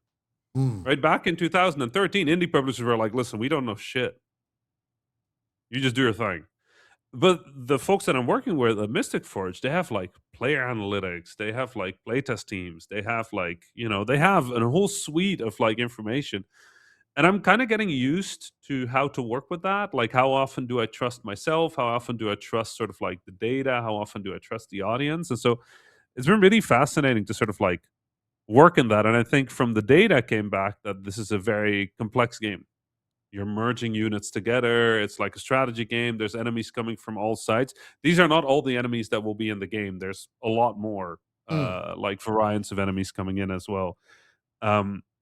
For the demo, we kind of had like a little selection. There's a lot more modifiers, but sort of like the core mechanics are very simple, but they're not common. They're new.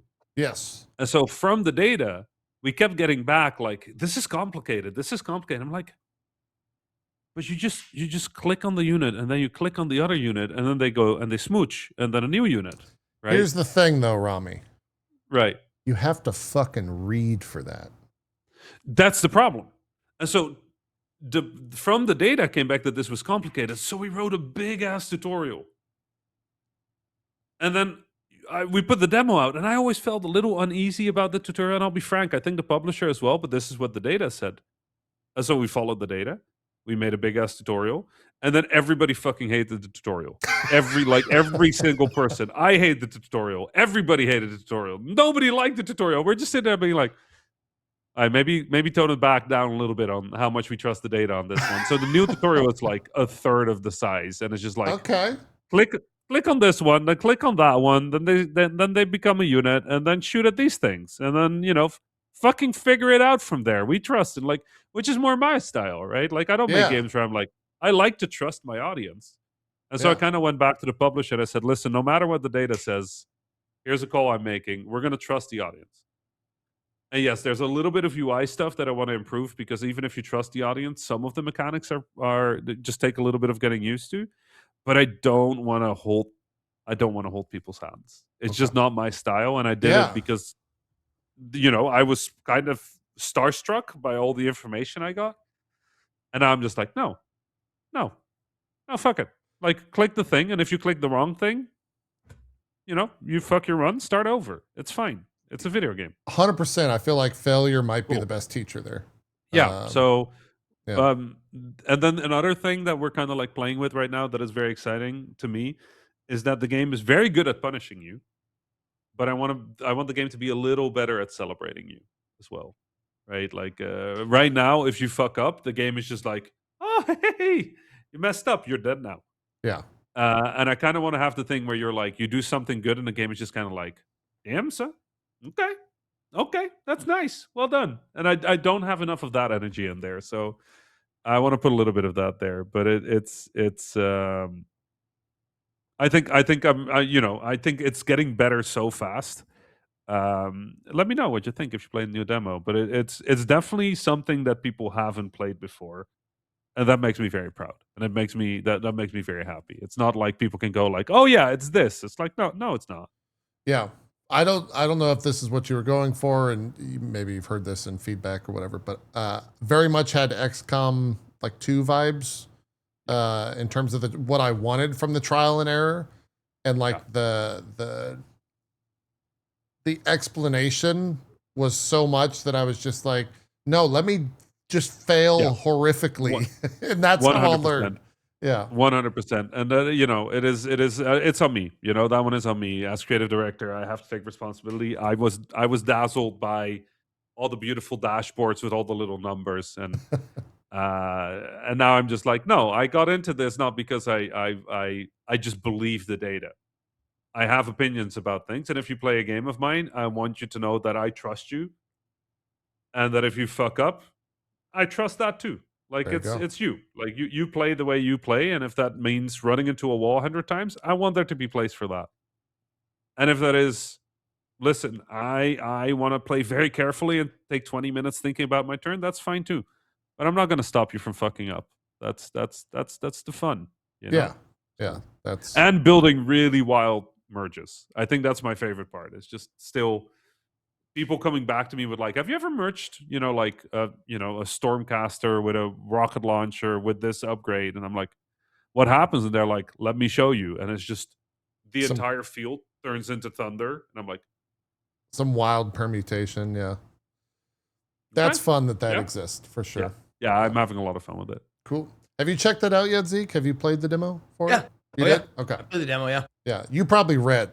You're the type of person that would read through all of that. I probably did. I'll be honest with you. And I probably was like cursing Rami the whole time. Be like, God fucking damn it. Can I just play your goddamn game, Rami? 100%. I take responsibility. 100. You two are both so correct in calling me out on this. Way too much text. There you go. But yeah, no, it's fixed. Cool. And we'll keep improving that. Yeah, go check it for out. Next period of time. It's called Australia Did It. It's on Steam. I'm sure it'll have some. You could have any Next Fest presents. I don't think we're doing a Next Fest at the moment. But there is a demo also, still available. So. The demo is available. We did Bullet Fest the other day, and I think there's another playtest coming up. So if people want to sign up for playtest, that's an option. The demo is available, or just follow me on Blue Sky. Cool. And if you have thoughts, please let me know. There's a Discord. You can reach me in DMs. You can email me. You can put it in JP's chat until JP messages to me. Actually, just put all of it in JP's chat. Frankly, all of it. Just all of it. With some videos of the WWDC. This is a curse. This is a curse that the developers. I just made you my community manager, just for the record. This is how developers have finally learned to strike back against streamers. It's making the streamer the mouthpiece for the fucking game. It's a nightmare. All right, we're going to call it. We're going to get out of here. No planned guest for next week. As of right now, we'll have something for you, though, middle of the week, maybe. And if not, it'll just be the three of us talking about stuff. Who knows? We're out for now, though. Thanks so much for watching. You guys can catch the VOD over at youtube.com/itmeJP. Shout out to Rami once again for joining us, and Zeke and Co. As always. Have a good one. Let's wave again. Let's do a princess. One more time. Let's do a princess wave. Do you know how to do a princess wave? Like this. It's like a scoop. Yeah, you like scoop your hand. Princess wave. This is going great for podcast listeners. Bye.